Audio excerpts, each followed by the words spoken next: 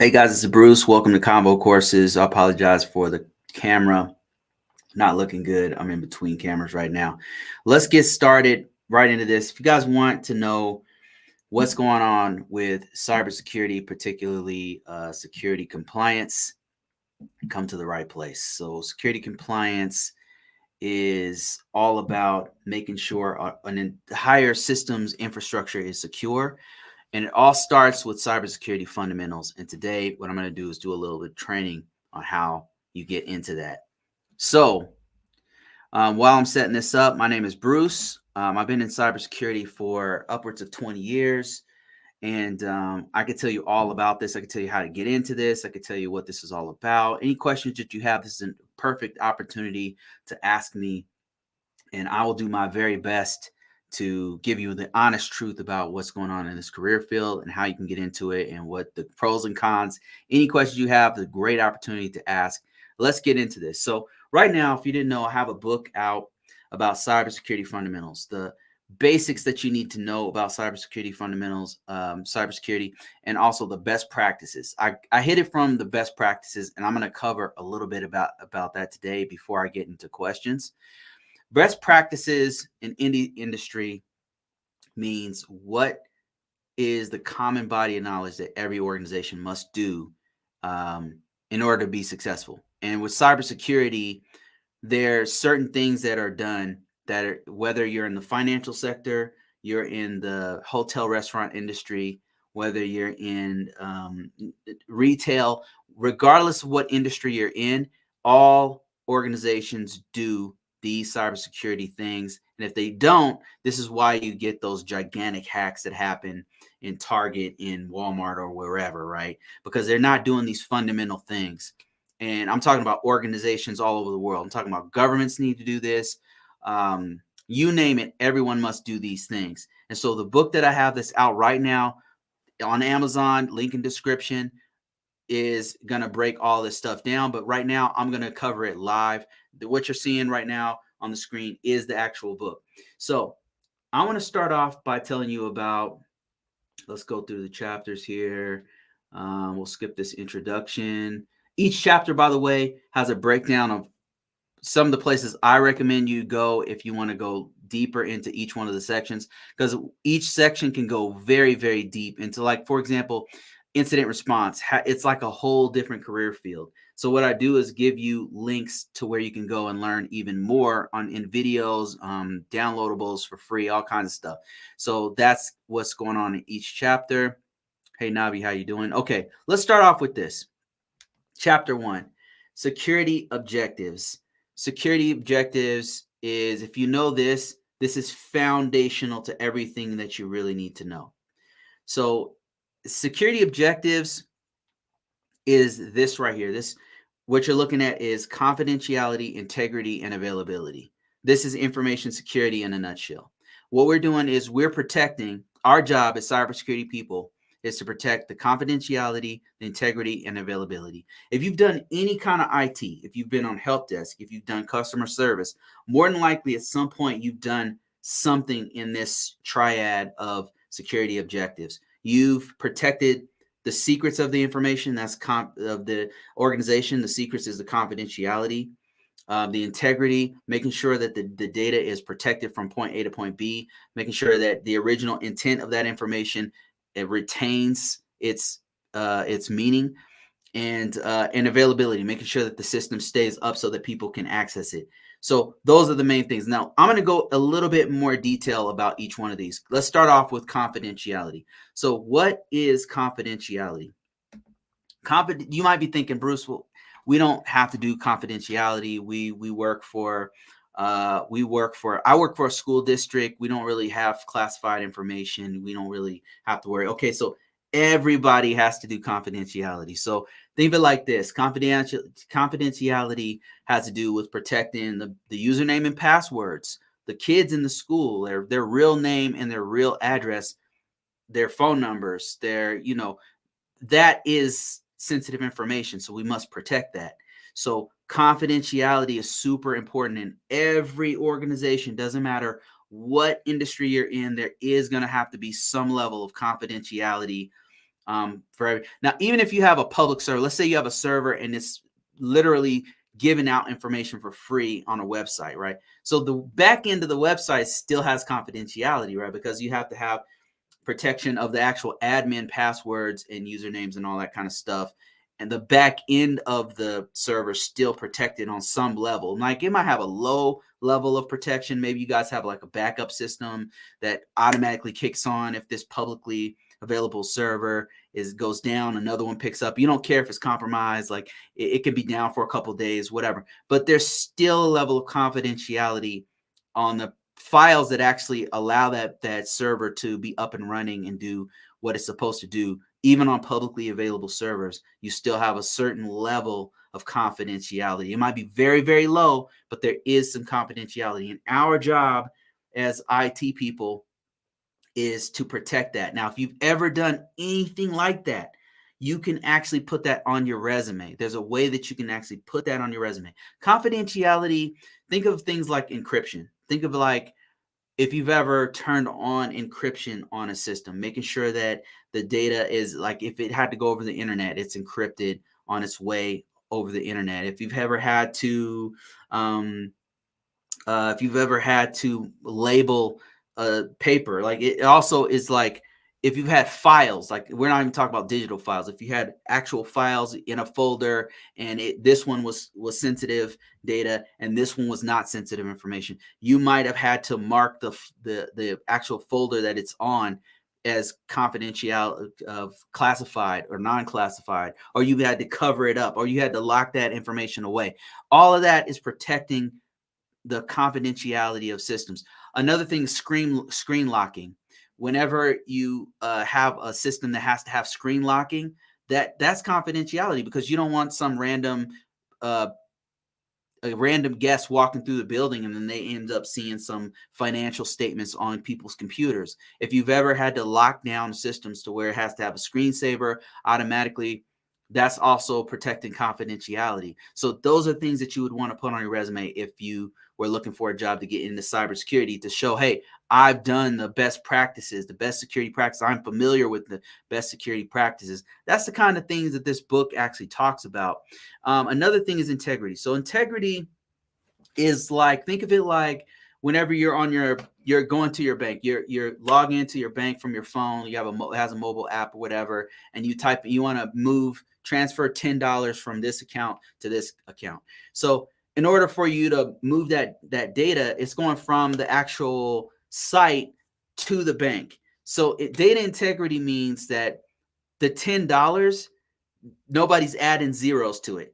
Nobody's going in between and tampering with the data and saying, okay, we're going to add 2 more zeros to it. Now it's $1,000, right? There's nobody in between to change the data that you originally put in there, so that it changes the intent of the actual data. So it's very important that in financial sector in particular is a very clear example, because you want the original amount that you put in there to be the original amount when it goes to the other side. That's in data integrity. Very, very important to things like application security, huge in databases. Whenever you're transferring data from one side to another, email, all of those things have data integrity. This whole transaction that we're having right now, data integrity, so that somebody can't infiltrate this whole thing and then hijack it, and then it's suddenly it's another feed. Data integrity, super important. Another one would be availability. This is another security objective. So security objective number 3, availability, is, think of it like Google. Whenever Google goes down, it's a big deal, right? Because Google, if it goes down, if Google goes down, they're losing millions of dollars an hour, right? They're losing millions of dollars. So availability is making sure that your site, your database, your systems, your servers, your whatever, your laptop is available to who needs it. Not available to everyone, but available to the authorized people who need it. Those are the 3 security objectives. If you know these things, if you're very comfortable with understanding this is a great foundation for you. And specifically, if you have if you have examples of how you've participated in this, these are things that you want to put on your resume. These are kinds of things that you want to have experience in. And this is the foundations of all security. You understand CIA, confidentiality, integrity, availability. Everything else will make more sense if you understand this concept. So let's move on. I'm going to cover another best security practices, and I will, anytime you have questions, I'll stop what I'm doing and we'll get into that. Let me see. Okay, so another thing in this book, link in description, link in bio, it's going to break down how each one of these best practices map to a specific security control framework. In particular, NIST 800 has a breakdown of every single one of these best security practices. And then CIS controls, PCI compliance, all of these have the best security practices. They might have a little bit of different nuances, different places that they focus on it, but for the most part, all the security frameworks talk about the best security practices. In fact, that's all they are, is just a breakdown of all the best security practices. All right, so let's get into this. Let's go into baselines. So in the book, one of the first things that I cover for security is the security baselines. Now, baseline, it has to do with the makeup of the organization's network. What do they have? Okay, first of all, what does the network even look like? What kind of network is it? What kinds of systems are on it? How many servers do they have? How many endpoint devices, that means laptops and desktops, that users use? How many users are on it? How much software is on each one of those? That is the baseline. And the configuration. How's the software configured on there? Though that's the baseline. You'd be surprised how many organizations do not know what their baseline is. The problem with not knowing what your baseline is, not knowing how many servers, not knowing how many desktops, not knowing how many users, not tracking it, not having documentation. The problem with that is, if you don't know your baseline, then you really don't have security. How can you secure something you don't know is there? So that is really the problem with not knowing a baseline. So it's really one of the first things that you should have as an organization. And you as a cybersecurity professional should be very concerned if your organization doesn't know their baseline. Now, you might be thinking, well, how in the world can an organization not know what servers they have? How in the world can an organization not know how many laptops that they have? Well, this happens actually a lot, because in large organizations and medium-sized organizations, what will happen is they lose track of it, because there's people coming in and out. Software is being uploaded, downloaded. You might have a server that was decommissioned. It was replaced with another one, but they forgot to remove it. Users are coming in and out. So this person left the organization. They forgot to take out that person's name. And now you got all these free-floating username and passwords out there for people to just mess with. So baseline is super important. And this is one of the main tenets that you'll see all over the place. So whether you're working in the public, the private sector, whether you work at Google or Uber, whether you work for the Canadian government, the U.S. government, the Iranian government, wherever you work, it's going to be the same. They need to know the baseline. And the second they don't know the baseline, that's a real problem. That's a real problem. As a matter of fact, it's so bad that many of the organizations that I choose not to work for have a terrible baseline. That's a real telltale sign. If they don't have they're not having a handle, or if they don't have no intentions of fixing that problem, then that is really a red flag as an IT professional, that you probably don't want to work there, because it is a nightmare to work for organizations like that. Now, if they're trying to get it, they're literally hiring you to actually fix that, and they know that's a problem, then yes, okay, then go for it. But you have to know what security you have on your network. Okay, I've got a question here. Let me just pause. John says, Bruce, is there a website for guidance on scoring job candidates for GS grade based qualifications? I don't know if there's one to grade people, literally grade. Let me see. There might be. Let me see if I can find a website for, and if anybody knows of a website, let me know, chime in, let me know. There might be, if I'm not mistaken, do you mean GS positions, pay scales? Like what? Okay, is there a website guidance on scoring job candidates, like a pay scale? Well, I can show you this pay scale right here. This is coming from federalpay.org of a pay scale of GS positions. So GS positions are this. This might not be what we're looking for, huh?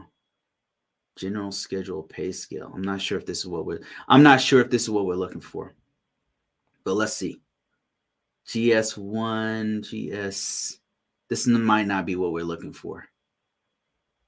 We're looking for GS positions. Well, it does have military pay. It does have, let's see here. Let me show you guys what we're looking at here. We're looking at GS positions. Okay, step 1, step 2, step 3. I thought that they phased out GS positions. So a GS1, step 1 is making about $20,000 up to a GS15 step 10 that's making about $152,000. And John says, for instance, how would it be determined, not the actual pay scale, but how do they determine during the hiring process? And I'm not sure about this. I've never been a GS person. But maybe I could put that a call out for people who watch me on a regular basis. How do they determine when you're getting hired how much you're going to get paid? And I want to say it depends on your knowledge, your skills, and your abilities. They have some kind of a matrix where they grade like how much experience you have, how much knowledge you have, but I don't know that there's an actual breakdown of how they actually determine that, John, and I apologize. I'm not actually sure. I've never been in a GS position before, but yeah, KSA key metrics. So the thing is, a lot of people who follow me, they would know all about this. So I'm going to put that out there. And so the question is, if you guys happen to be a GS person, is how does the government determine how much to pay you as a GS? Like, let's say I wanted to become a GS 7, step 6. How would they determine where I'm going to be at in this scale of GS positions? That is the question that John is asking.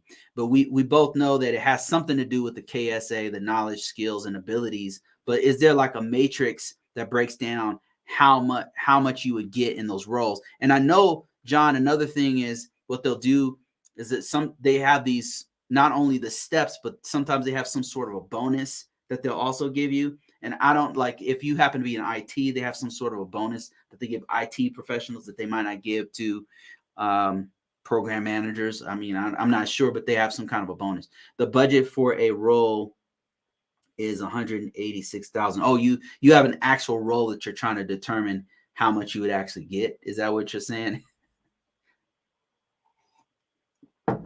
And let me see. But they will then score an individual on something.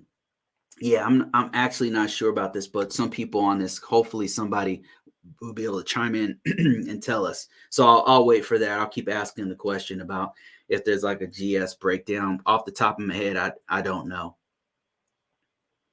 Yes, it's 7, 1 to 15, 10 grades and pay bands. Yeah, I'm not sure, John. Sorry, man. Any other questions? But I'll keep asking and see if somebody has something better than this generic stuff that I just found. And again, the question is for those watching me on Facebook, on LinkedIn, on YouTube. The question is there a breakdown of how an organization would determine what pay scale you would get as a GS? Like, is there some sort of a matrix or some kind of something that's part of the screening process where they determine, okay, we have a budget of X. how do they normally break that down? We know it has something to do with the KSA, but we don't know like if there's a better way to determine that. That would be great to know that. All right. So let me, if there's no other questions, I'm going to get back into this. What we've been talking about here is going through the fundamentals of cybersecurity. So cybersecurity has a bunch of best practices that every organization, regardless of your sector, uses. It can, if you happen to be in retail, if you're in the hotel restaurant industry, if you happen to be in banking, government, all of them use this. Doesn't matter from KFC to the NSA, all of them use security best practices, and that's why it's very, very important. And the second they don't use these, the second they get caught slipping is when you have these gigantic breaches that come out where a million records have been released because they didn't do one of these best practices. It's something that seems so simple, but when you have a larger and larger organization that's spread across many different, like a good example is NASA. Like NASA is huge. NASA has sites all over the world. They're working with universities, they're working with other countries. They have sites everywhere doing all kinds of researches with research with all different levels of science and engineering and all different levels of society. And so they have to have a very complex enterprise that has different structures and levels and people coming in and out of there, contractors and all kinds of stuff going on with NASA. So it makes sense that sometimes some things might slip, like they might have a struggle with certain things, like some 0-day exploits might come through that they're like, damn, we got these other 5 sites that are affected by this. How can we fix this? It's not always an easy problem. Like if you had just a mom and pop shop that's only in Ohio, Cincinnati, or whatever, Cincinnati, Ohio, and it's just one shop, and maybe they have a chain that's local, like maybe they have 3 stores or something, it might be easy for them to go secure those and do something like a baseline security on that, right? But if you have if you have multiple levels with contractors coming in and out, and some of the sites are owned by different agencies, it gets really complicated to do something like baseline security. Something basic like just knowing, having a running list where you know what servers and what endpoint devices are out there. That becomes very, very difficult. And I've worked for organizations like that. So, okay, I've got something from Navi. Navi's talking about the GS scales, and he says GS pay scale depends on education and experience for most jobs. Each job has a GS pay range, like it stands for GS9 that caps at GS12. So that's some good information. Anybody else have some more information about how these organizations grade you as far as GS levels? That's what ongoing question that we have for all our GS people out there. We have somebody who's trying to, I think he's trying to get into a job. Correct me if I'm wrong, John. Trying to get into a position where he's trying to figure out, okay, how do I determine?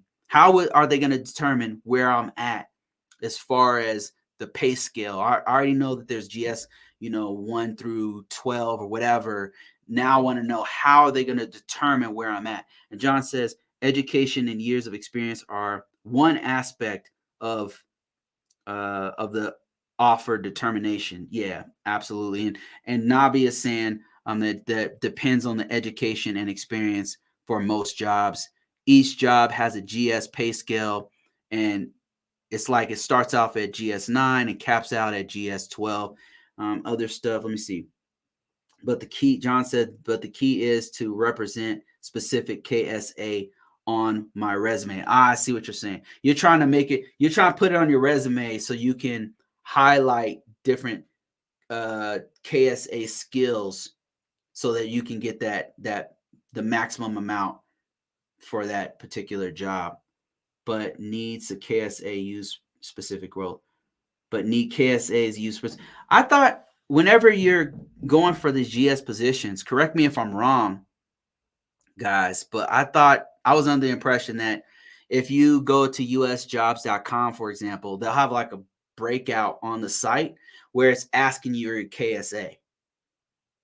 not necessarily on your on a paper resume, but if you go on usjobs.com, it'll have like, okay, what kind of knowledge do you have? And it'll have like, okay, you have Cisco router knowledge, how many years? And then they have like a scale, so you put the years, and then they'll say, what abilities do you have? Do you have teaching ability? Do you have management abilities? How many years do you have of that? And then you just fill all that stuff out. I was under the impression the KSA is kind of like that on the websites, where you would fill it out. And because I know I've done it before, where I was going for a GS position or where I was putting it out there, and it had like this breakdown. And John says, different cybersecurity roles, different KSAs. I can check USA Jobs for those. I thought, yeah, I was under the impression that USA Jobs, and there's a couple other clearance jobs, I think, has this breakdown where it says it has a KSA section where it has, okay, knowledge, what knowledge you have, and you would fill that out, and they have like a drop down of what kinds of knowledge you might have. And then after you, let's say Cisco routers, Cisco switches, whatever, then it'll say, okay, how many years do you have in this? And then it'll just go down the list. And based off of that, it'll combine all that into your profile. And then when the employers, government employers, DEA, FDA, whoever are looking, they're going to be looking at the KSA that's already been uploaded. That's what I thought. And then they go to clearancejobs.com. Correct me if I'm wrong, guys. They'll go to like usjobs.com, and they're specifically looking for these guys. They email me from time to time for these government positions. I do not interested in that. What I might do is start putting that out on my newsletter for people who might be interested in it. I just delete it. I'm like, delete. I don't want to be working in the embassy. Okay, let me see. I haven't found a breakdown on USA Jobs before. Okay, maybe I'm wrong. I just remember filling out some KSA breakdown on one of those sites before, and it was asking specifically what knowledge that I had. But if we'll keep looking, though, I'll keep coming back to that to see if we can find anybody who's knowledgeable of the GSA. And if you're joining us late, so John is on TikTok is asking, is there like a way to break down your KSA? He's looking for a specific job in cybersecurity and IT, and he's wanting to maximize the effectiveness of his resume by breaking down the KSAs. Like he wants to see if there's like a matrix that you know of that can break down the KSAs to maximize your potential to get a specific job. Like for example, let's say you want to be, I don't know, a cybersecurity manager, right? And we know that the KSA has to be, you have to have 5 years as a knowledgeable in, I don't know, Cisco. I'll use that example again. And you have to have 3 years as a manager for your ability. We're looking for something like that. And is there a breakdown you'd want to put on your resume, or is there something you want to put? Is there a site or something, some way to maximize the KSA in such a way that he could get that maximum GS position? So we'll keep looking for that, John. In the meantime, I don't have any questions, so I'm going to keep going here.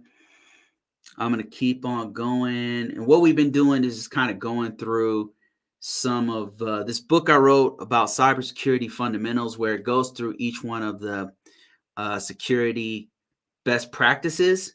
And all I do is explain what those are. And my hope is that from time to time, people are asking me questions that for me are seem very basic. So I'm like, okay, I think what people really need to know is the best security practices, so that you can maybe put that on your resume or know what to study and things like that. So that's why I decided to actually do the book. All right, so access controls is another big one. I'll just cover this for like a few minutes here. Access controls have to do with username, password, but also physical security. A lot of things go into access controls, authentication, authorization, and that's the stuff that I'm talking about, breaking it all down, all the basic things that you need to know. And what I did was I combined those into the same chapter where we're talking about account management and also access controls. Access control has to do with who do we allow to access specific systems. Here's our systems here. We identify what systems are our business essential functions, our business essential servers. This is not just every system, right? There's not just every system is going to have every, there's not a one size fits all on the level of security that we have. Certain systems are going to need certain levels of protection, and those systems are going to make it so that only authorized personnel can access those systems. So that is access controls. We're going to make sure that the logical controls are in place so that you have to have a certain level of privilege to get this certain access to this certain asset, and physically we're going to control your access to this control. Now, I believe I do cover this. Another part of the book, I cover physical controls, but access controls as a whole does include both physical and logical controls. A really big part of access controls is account management, because the accounts are going to control how much access you have to specific systems. So that's another best practice that you have in this particular book that we're talking about here. Basic stuff. We're talking about authentication, authorization, auditing, things like that. Account management, what goes into account management, the steps of account management, making sure that you, from the time that a user comes into the organization to the time a person leaves, they're being monitored, on that account, making sure that they're not doing crazy stuff with that account, but also making sure that that account is locked down. And then when they leave, we have to delete that account. We have to make sure that that account is no longer there because they don't need access to it anymore. Otherwise, somebody could actually, mess around with that account. Do you cover PKIs? Not very much on PKIs in this particular book. I don't go super deep into anything very technical. Don't really cover PKI too much in this particular book. I keep it pretty high level. What I do in this book is at the end of each chapter, if you wanted to know more about access and account controls, I take you to things like Coursera and say, look, here's a link to Coursera to go even deeper into this. Here's Cybrary, here's Udemy, here's Pluralsight, here's LinkedIn, here's way more stuff that you can dive into for this particular section of this book. So if you're interested in that, link in description, link in bio. It's really for entry-level people who are trying to get into this. People are trying to know the best practices, things that you really need to know that are going to help you, whether you're working in IT in the food industry, working for the Department of Defense, work wherever you happen to be. There's always going to be a best practice, common body of knowledge that you need to know. So that's what this book does, is sum that up. And for a limited time, it's only 99 cents for Kindle. All right, let me see if I have any other questions. NC Worker says, good afternoon, everyone. How you doing? NC. Navi is add more stuff. Yes, KSAs will be in the job posting. Let me see. Somebody said you had a great game last night in NBA Finals. I wouldn't know nothing about that.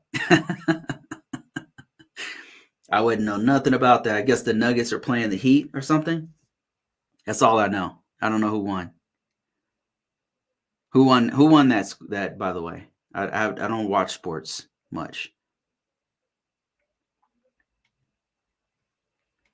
Okay, if there's no questions, I'm gonna ask them to send proof. Okay, John is saying ask them to send proof. Ask them to send proof of KSAs in the job posting.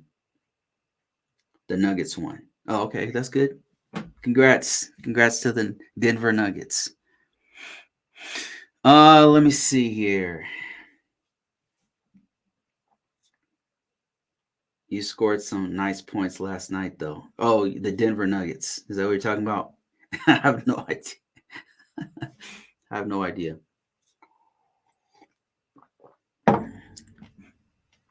I probably should watch it. I'd like to go see a game in person one of these days.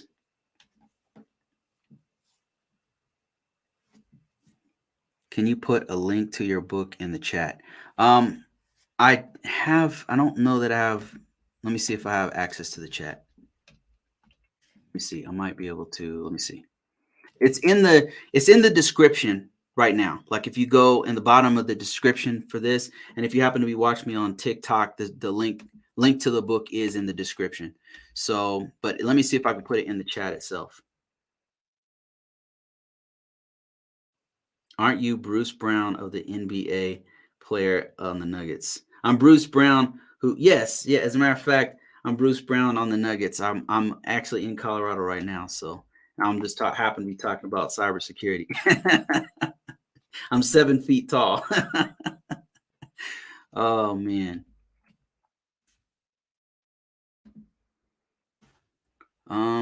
Best practices. Let me see if I can get this link here. There's a Bruce Brown on the Denver Nuggets. Man, I wouldn't know.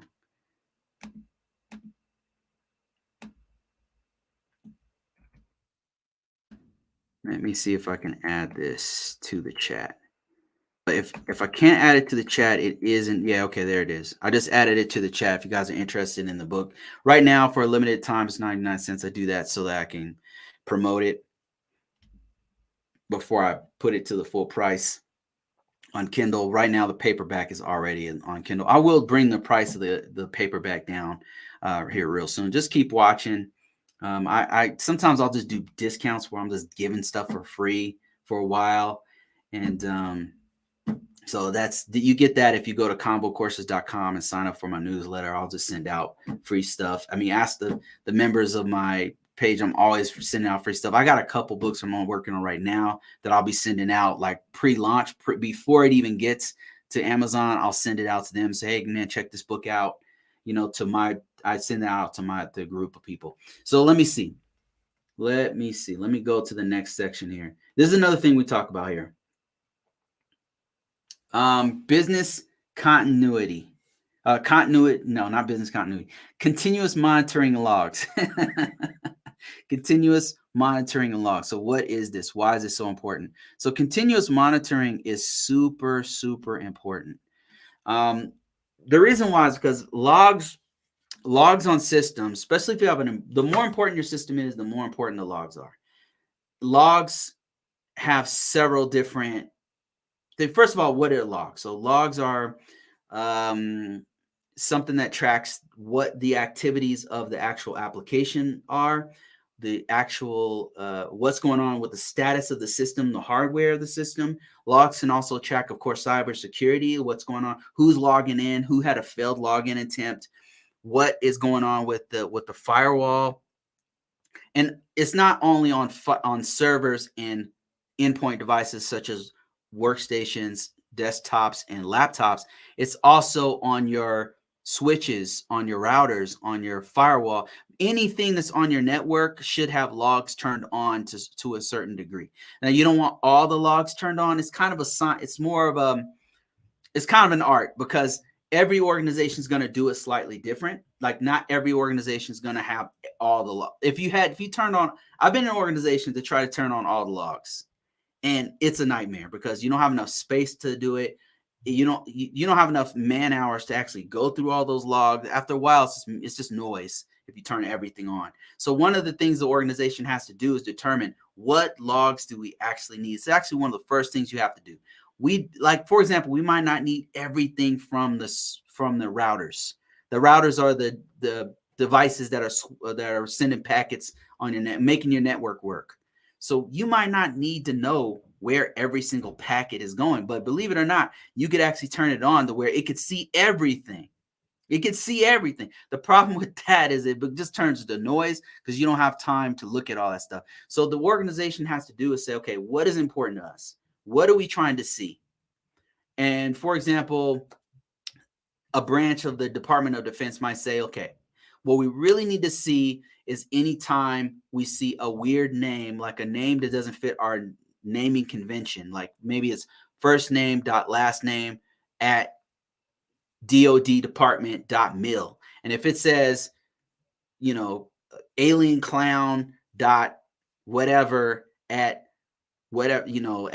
department.mil, that's a problem. So that you might flag that. You might say, okay, anytime we see this particular event, this strange anomaly, we definitely want to see this. And that's one stupid example, but there's many different more complex things you would want to see. Like there might be, you could even detect things like anytime somebody downloads something to our network, anytime somebody goes to this specific site, anytime somebody goes to this country, if it has .cn at the, if it has .ru, we want to track that. There's so many different things you can log, and it all depends on what your organization's business and mission is. It's going to determine what you're logging. To look at people who on the inside, what they're doing, because that's a huge one. Insider threat's huge, but also what people are doing when they come in and what you're looking at. And somebody mentioned a SIEM, and that's the security and security information event manager, and that's a system that consolidates all those logs so that you can see what's going on with the firewall rules, the routers, the endpoint devices, and it gives you a big picture of what's happening. Because when the data is coming across, when a packet, for example, comes in through a port on the firewall, it comes through port 25, you want that information. What port did it come through? And then you want to know, okay, where did it go? It went from point A to point B, which was an endpoint device, which was a laptop. You want that laptop to show you where what happened when that packet went there. When they port 25, it was email. It went to their email, and then you'd be able to see stuff like that. But you also be able to see what happened in between, where it went from the router, from the firewall port to the router, and then to, so now you have a whole tracing of where, and so that is what a SIEM does. It's going to trace every part of that, the packet's whole journey. And what that allows you to do is see very sophisticated patterns in the movements of all the data across the network. And for that, it'll use like algorithms. It'll use a little bit of machine learning and AI that's into systems like Splunk and ArcSight and some of the other SIEMs that are out there. And so though that is why it's super important to have a SIEM. It's not just important to have a SIEM or to do continuous monitoring and logs for cybersecurity. By the way, it's also very, very important for troubleshooting, because you might want to say, okay, what was the stat? We could see our very important server went down at 6 o'clock at night. The only way to see when it went down at 6 o'clock at night, when everybody's going home, is to actually have the logs on, because it'll tell you that it was off. It'll tell you it shut down. It had a unscheduled shutdown at X amount of time. And the actual system administrators can go in and look at the logs and say, okay, why did it shut down at this time? But if the logs are off, you wouldn't even know. Like, you would not know why. So the logs are super important. That is one of the best security best practices that are very, very important to every organization. It doesn't matter if you're in retail, or if you're working for the DMV, if you're working for NATO, whatever IT, for Ukraine IT, for Russian IT, all of them have to have their logs on. It doesn't matter. It's universal. Everyone has to have it. So that is one of the basic things that I talk about in this book. I talk about why you need to have it, what kinds of things the organization. I'm talking about it from a high level. I'm not going into the weeds. This is you could do a whole different. This is an entire lesson in and of itself. Like, you can do I could write a whole book about just this one thing. But what I do is keep it high level so that you can get an idea of why. The why is super important. So let me see. What I do is I give you a bunch of resources for training for continuous monitoring. It's going into Coursera. I point you to Udemy, specific courses there. I point you to Pluralsight. I get nothing from this. This is not you going to affiliate programs or anything. Like, this is just me trying to help you out. Like, this is other places. If you want to know more about monitoring logs, log performances, how to do this specific thing, then this book has places that you can go to for this and many other things. Somebody said also depends on your CIA level, your confidentiality, integrity, and availability level and baseline. Exactly. You're trying to implement regarding controls. Absolutely. Your logging is going to depend on what level of protection that you have for your organization. Very, very important, because if you have a high level of protection, you're going to have a lot more logs than somebody who has a low level of protection of your confidentiality, integrity, and availability. And then your baseline, also very important. Baseline is like, okay, well, how many routers do you have? How many switches do you have? Do you have this kind of software? Are you using Red Hat? Are you using Linux? Are you using Mac OS? Each one of those all do logging, but it's slightly different. So you might have to send the logs to a certain place. You might have to use a different port for those logs. All of that depends, like SS is saying, on your baseline and what level of security that you have, that the organization has. He says Wireshark is great for traffic audits. Yeah, absolutely. Wireshark is a tool that some cybersecurity analysts will use to go much, much deeper into the packets. And that's usually for organizations that have very sensitive information. Not everybody is going that deep into the actual packets and they have an actual security operations center. That's all they do is just look at logs all day long. And that's usually for like governments will do that. And I'm sure places like Walmart, multi-trillion-dollar international companies do stuff like that as well. All right, let me see here. We'll take a little break from this stuff here and I'll open it up to any questions that anybody has. Let me see. I just finished a boot camp, working on my cert now. Which cert are you working on? If you don't mind me asking. I've got some that I can recommend if you're trying to get into cybersecurity. Security Plus is an awesome certification. It's one of my favorites. I used to teach it. I've got 2 different versions of it. I got the old version that doesn't expire, and I've got the new one that expired like 5-6 years ago for me. Yeah, that's a great certification because it's highly marketable. People know what it is. It's really good. I want to become a SOC, Security Operations Center. You want to work there, huh? You want to become a cybersecurity analyst. That's good. So skill sets you need to, there's a couple tools I would recommend you mess around with. One is Wireshark, like SS mentioned Wireshark. Another one would be, help me out here, guys. Another one would be NCAT, NCAT. Another one would be Nmap. Another tool would be, and a lot of these are free. You can just get them off the internet. Another one, basic ones like Ping Command, Traceroute.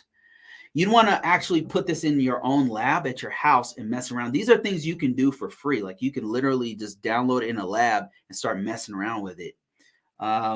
Somebody said Splunk. That's also one you can download for free for a limited time. I think they give you like a 14-day trial. You can probably do it for Tenable. That's another good one to know how to do scanning. Another tool, there's so many great tools. If you want to go into the forensic side, there's one called FTK. So digital forensics kind of bleeds a little bit into, there's a lot of juxtaposition between digital forensics and cybersecurity analyst work that kind of bumps heads together. I mean, not bumps head, that they're adjacent to one another. They have to know some of the same tools. Another one would be, there's some sniffers, there's some packet sniffers that you need to know. Kali Linux would be good to mess around with. You're not really going to be doing pen testing. So, you just do a little bit of messing around with that one. We learned Splunk in the boot camp. Yeah, Splunk is also really, really good to know. You definitely want to put that on your resume if you know that one. Overall goal is to get into forensics. So I would say, Nils, I don't know what your experience level is, but what people really want in this industry is for you to hit the ground running. Oh, so Frederick mentioned Nessus, Tenable, and Qualys. Qualys is another good one to put on your if you're trying to do SOC stuff.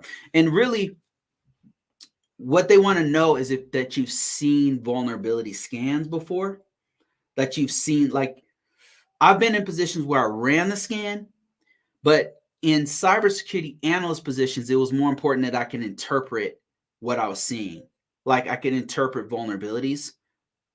Very, very important. I would also be familiar with plugins, Nessus plugins. If you didn't know, it's like this. I'll just type this in. Nessus. If I could spell Nessus. Just Google Nessus plugins.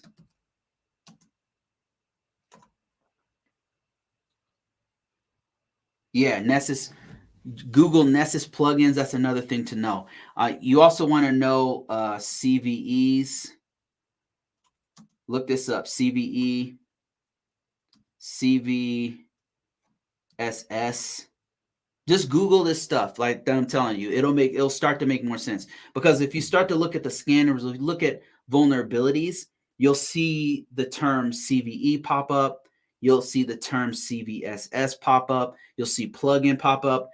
After a while, you start to all see it come together. It all starts to kind of make sense, and it all is a big picture that they're painting for you.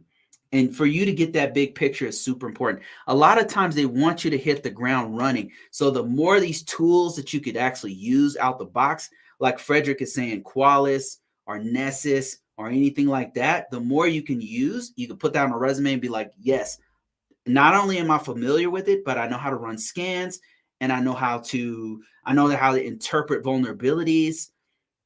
Because not all, okay, when I say interpret vulnerabilities, not all vulnerabilities are, how can I put this?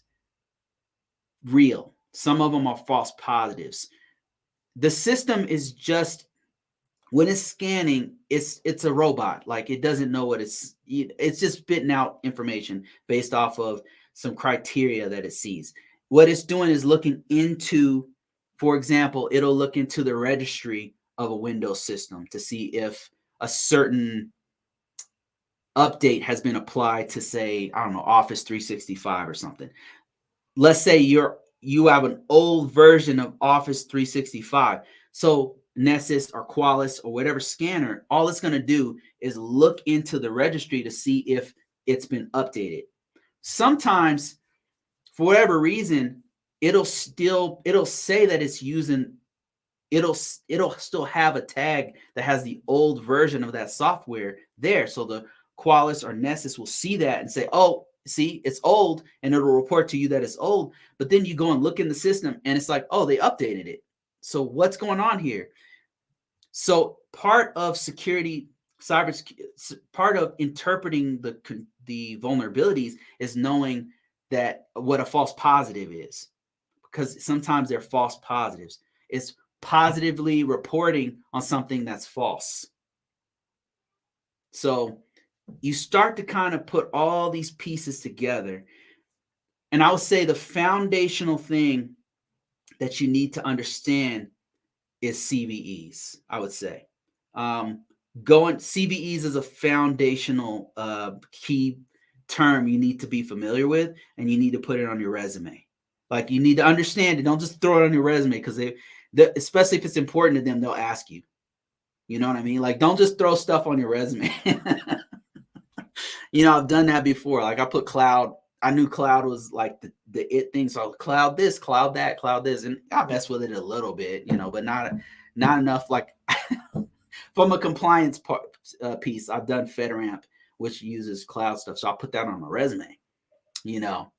I worded it, wordsmithed it, and then so I did 5 interviews, and 4 out of the 5 of the interviews asked me about freaking cloud. And they were asking me, could you implement AWS? Could you implement Azure? What's your experience with this? Asking me technical. I'm like, hey, like, I don't know how to implement cloud. I just, I've never done it before. So just my point is learn CVEs, like go Google it, Google CVEs, learn what it is, learn the terminology, and then it'll start to all come together. Like when you start to learn what Nessus is and how the plugins work, you'll be like, oh, the plugins are using CVEs. It'll all start to fit together. All right, let me see here. We learned Cloud Azure. It was fun to me. That's awesome. Yeah, you should definitely put that on your resume. I would definitely learn if you can get a certification in cloud stuff. If you can do more experience, get hands on. The next thing you want to do, Nails, is get some hands-on experience as much as you possibly can. Because a lot of times they want you to hit the ground running. They're not looking for just paper tigers. What I mean is they're not just looking for you to say, "Oh, I got a security plus. Oh, look at me. I got AWS certification." They're looking for you to do they're looking for somebody who has hands on. Like you could just get in there and you know how to, I don't know, set up an OU for Azure or whatever. Like you know how to do it. And you don't if you can demonstrate to them that you're willing to learn and that you know how to do certain things, you've already done your homework. You've already put the time, money, and energy into learning this craft. A lot of people will hire you. We're hurting right now. I'm telling you, we're doing 2 and 3 people's jobs. We need people, but you can't just hire any person off the street to do this stuff. You need somebody you can not only trust, but also somebody who's got skin in the game. They put time, money, and energy into learning this craft. And Nails, it sounds like you've already done some of that. You've already invested in yourself to know this stuff. Now's time to get your hands dirty so you can come in and say, yeah, I know how to set up Azure. How many have you done before? 15 of them. Did you do that in a professional environment? Did you do that for an organization? No, I didn't do it for an organization. I did it in my lab, but I really know how to do it, and I want to learn more. I'm hungry to learn more. That's why I'm excited to work for your organization. That's the kind of stuff you want to say to them. This is what I've been waiting for. You said by doing labs. Doing labs is one way to do it. Yes, that's one way to do it. Like if you have no experience at all, it's better than nothing, right? Like if you can get that under your belt, that's great. But also if there's a way, Nails, that you can if there's a way that you can if you so this is difficult, but it is very, very possible. Okay. So if there's a way that you can get your hands on somebody else's equipment, I know this sounds crazy, but there's a way you can help an organization, whether you work in a school or you work in a community, if you have access to community college, you can volunteer your time there. If there's a church or a local chapter of veterans that need help, or a homeless shelter, or the library, anywhere you can get your hands on an organization. If your cousin has a business and they want to set up an OU or something like that, if you have a business, you've set up your OU for your business. If you're a freelancer, if you like, that is better than a lab. If you actually put this in the real world and you applied your stuff to the real world. But that said, you can do labs. Like, put that stuff on because if you have hands-on, that is like gold. Okay, Suk says, how does one go about hands-on experience without a job? It's difficult, like home labs, etc. Any resources you're aware of here? This is a difficult part, because this is like they don't want to touch you.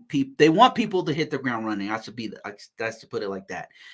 Whenever employers are looking for people, they're not just looking for paper tigers. They're not just looking for people with just a bunch of, because anybody can pass those certifications, man. I'm not taking anything from your certification, from your learning. You've already taken a step beyond most people. But what employers you got to remember, like, these employers, they got something to lose. They have a contract with a federal state organization. They have a contract with a larger company. They have something to lose. So they're entrusting you with their livelihood. Cybersecurity is serious. They can't just hire anyone. It's got to be somebody not only they can trust, but somebody who knows their way around the client's assets, right? I mean, think about it. If you are a CEO or a CFO or a CSO or a CIO of a company, and people are relying on you, you already have 25 employees. And now you have to hire a person, an IT person, to come in and work on a critical part of your infrastructure for your client. You can't just hire anyone. This has got to be a person with skin in the game. What that means is that this is a person who is practiced. This is a person who really knows how to do Azure. Like, they've set up 15 different Azure systems, and some of those were for real in the field. Like, this was for an organization, this was for a company, this was for not just in a lab. That's great. If you did it in a lab, that's good. I'm not telling you not to do that. I'm not telling you, absolutely do that, right? This would be the first thing you do. It was the first thing I did. So you need to know how to do it, because people aren't going to trust you unless you know how to do it. But how do you get in the door? Like, which one came first, the chicken or the egg? It is difficult. I'm not telling you it's not, but there are things you can do. Are there resources? Think about your local what's going on locally. Think about people who have a need for your services. Like, they need a cloud service, right? Local organizations that need a cloud service. Think about places that you work for right now that might need in networking or some type of computer work, or some kind of, they usually have a need for it. Like, every organization that you work for has some sort of a need. And don't just think in terms of, well, I want to be a cloud guy. I want to be a cloud guy. I want to only do cloud. Think of it in terms of IT in general, because now you're just trying to get your foot in the door. I hope this makes sense what I'm trying to tell you. If you can just get your foot in the door, right? Don't limit yourself to only doing cloud. I'm a cloud guy. I only want to do cloud. That's great. But if you can get your foot in the door to just help them out with their Wi-Fi. Let's say you work at a tire company and you're the clerk at the front desk, and there's an IT guy that comes around and helps to set up the Wi-Fi. You could just be like, hey, ask that network guy. Ask that guy, like, first of all, does he like his job? Like, what do you do? What other places do you go to? And then try to shadow, see if they'll allow you to help them out. That's something you could put on your resume. If they'll allow you to help them out, that's something you could literally put on your resume, that you helped set up the Wi-Fi at X company, right? Think about where you are. Start where you are. That's what I did when I was in the Air Force. Okay, you might think, well, you were in the military, like it must have been easy for you. No, it wasn't. So I was a cop. I was a police officer in the Air Force. I was physical security. We had very little to do with IT unless we were protecting the outside of IT. We would protect the outside of systems that had, handled classified information, whatever. But that's about it. We did some personnel security, very little, but not IT stuff. I did not put my hands on a computer. We had a guy for that. So what I did was I started where I was, and this is what you got to do. Start where you are. What that means is I was a cop. Like, I was like, okay, how can I train ladder? I know we have IT guys. How can I go from where I'm at here to where those IT guys are? So I just went over to where the IT guys were. I literally physically went over to where they were. And I said, hey, I've been thinking about going into IT. Like, what kinds of things what kinds of things do you guys do? Like, what is your day like? And they start explaining it to me. And I said, well, what if I want to program? They said, oh, this is the help desk. Programmers are over there. I didn't even know that was a different branch. That's how ignorant I was. That's a whole different ball game. Like, software is a different thing than help desk. So they were breaking it all down. They said, okay, you got a server team, you got networks, they do this and that. You've got your software guys, they're on a whole different part of the spectrum. They're doing this over here. He broke it all down for me. And I said, man, could I cross-train into this? And I was kind of just rhetorically asking. This guy's an airman like me. Why would he know? He said, yeah, Sergeant James used to be a police officer. Yeah, he cross-trained. I was like, all right. So I knew I had to do more digging. So I went to my supervisor and I said, hey, I want to cross-train. That's what we call it, cross-train, cross-rate, cross whatever. They have different names for it in the military. I want to go into this other field. Like, how can I do it? My boss was like, no, you can't. I was like, really? He said, no, you're a cop. We need cops more than anything. And so I'm like, that can't be right. So I went across, I kept asking people. I went and crossed to this other organization that handled careers. They would know. Like my boss, he's just a cop, he's a grunt, man. He doesn't know anything. So I went to the people who knew. I went to the careers people and said, hey, like I'm a police officer. I've been doing this for 5 years. I want to do something else. And they're like, well, what do you want to do? I said, I want to go into computers. And they said they brought up this book and start going through these pages and said, okay, what kind of computers? We got electronics, we got communications, we got computer operator. I said, computer operator. What about that one? He said, yeah, you could probably do this. Like you could cross train. I was like, really? He said, yeah.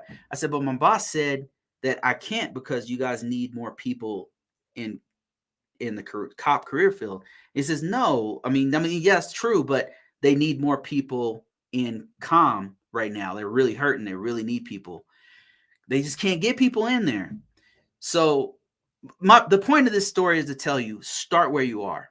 Ask questions.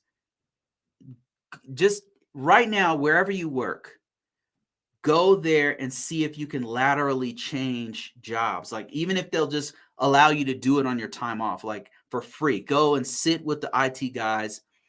This is better than money. You are investing in your future. If you work in a hospital at the front desk, if you work in, I don't know, parking cars at your valet at Hilton or something, I don't know. There's security, there are IT guys around somewhere.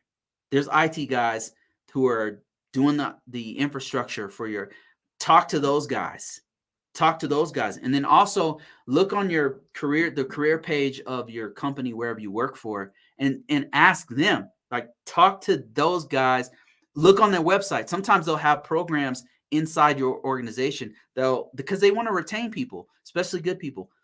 They'll allow you to train from this, wherever you are now, over here. And that will get your foot in the door because they were trying to retain you as much as possible. And if they can train you to be over here and work for them in their IT department, that's probably hurting more than wherever you're working right now. That is a golden opportunity for them and for you. So start where you are. It's probably the best place to start is wherever you work. If you happen to be a student, if you happen to go to church, if you happen to have any kind of community service whatsoever, if you happen, wherever you happen to be, you need to ask wherever you're working, the IT guy, find the IT guy and ask them, number one.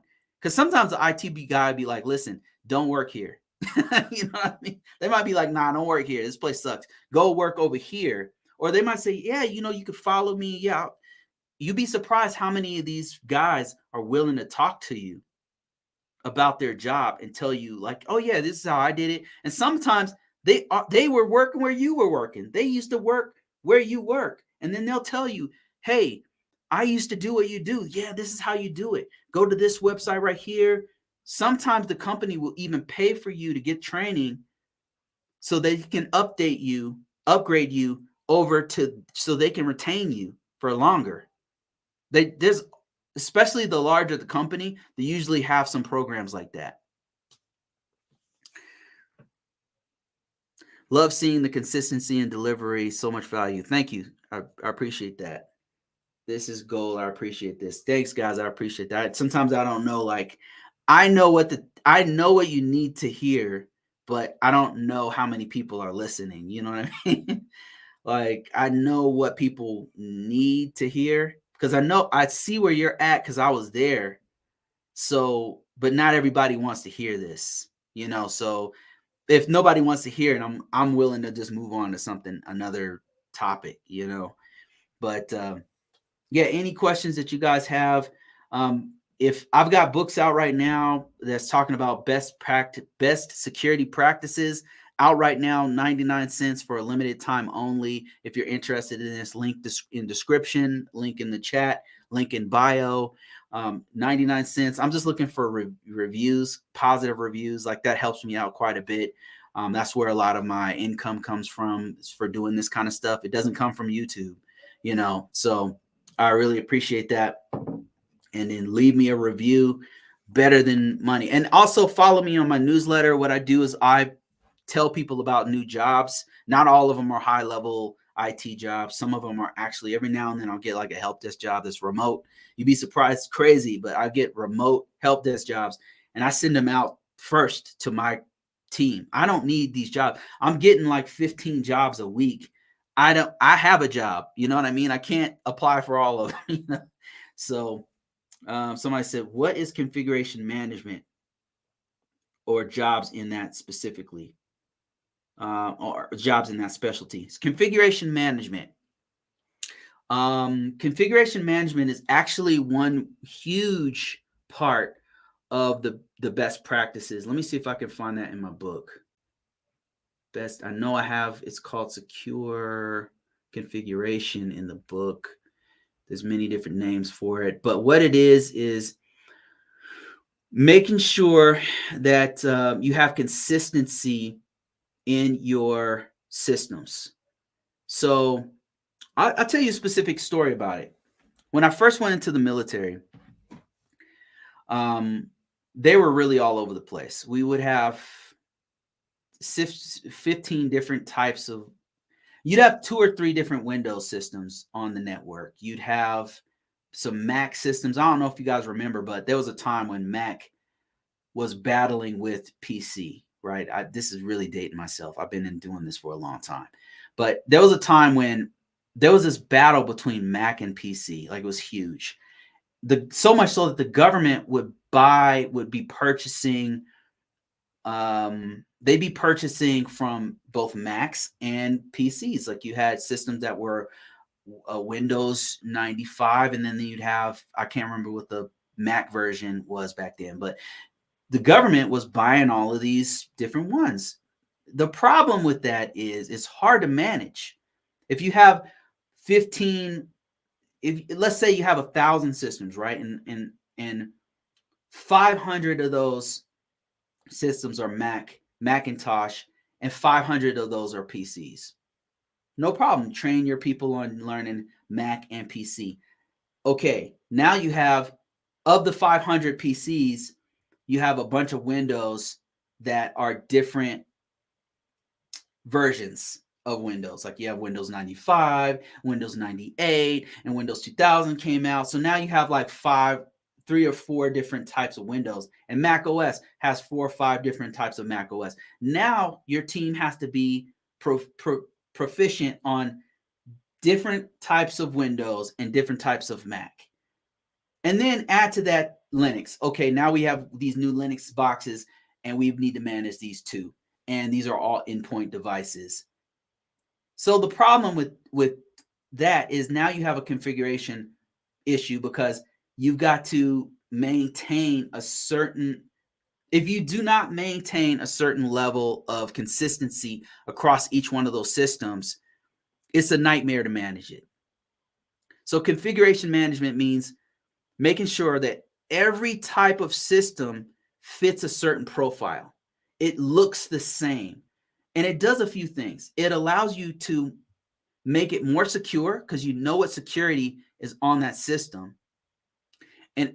So you maintain a baseline, which we talked about if you were in the beginning of this. Now you're maintaining a baseline.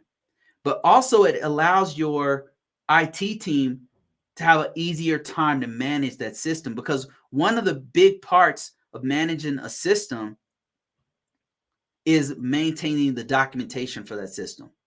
And if you've ever been in an environment where you have a dozen different kinds of systems and you have documentation, you have to maintain the documentation. It is a nightmare to maintain the documentation for those systems. It's a nightmare to maintain that.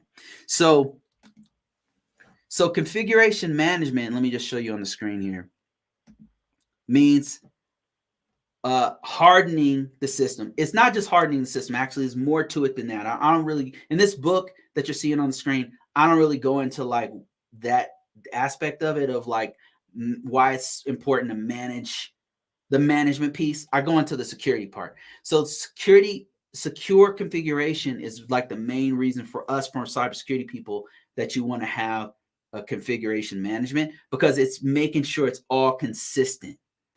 And this is one of the largest parts of, and I think this is an older version of my book because I'm seeing misspellings in here. I apologize. I have like 15 different versions of it, and then I'll send it to an editor and all this kind of stuff.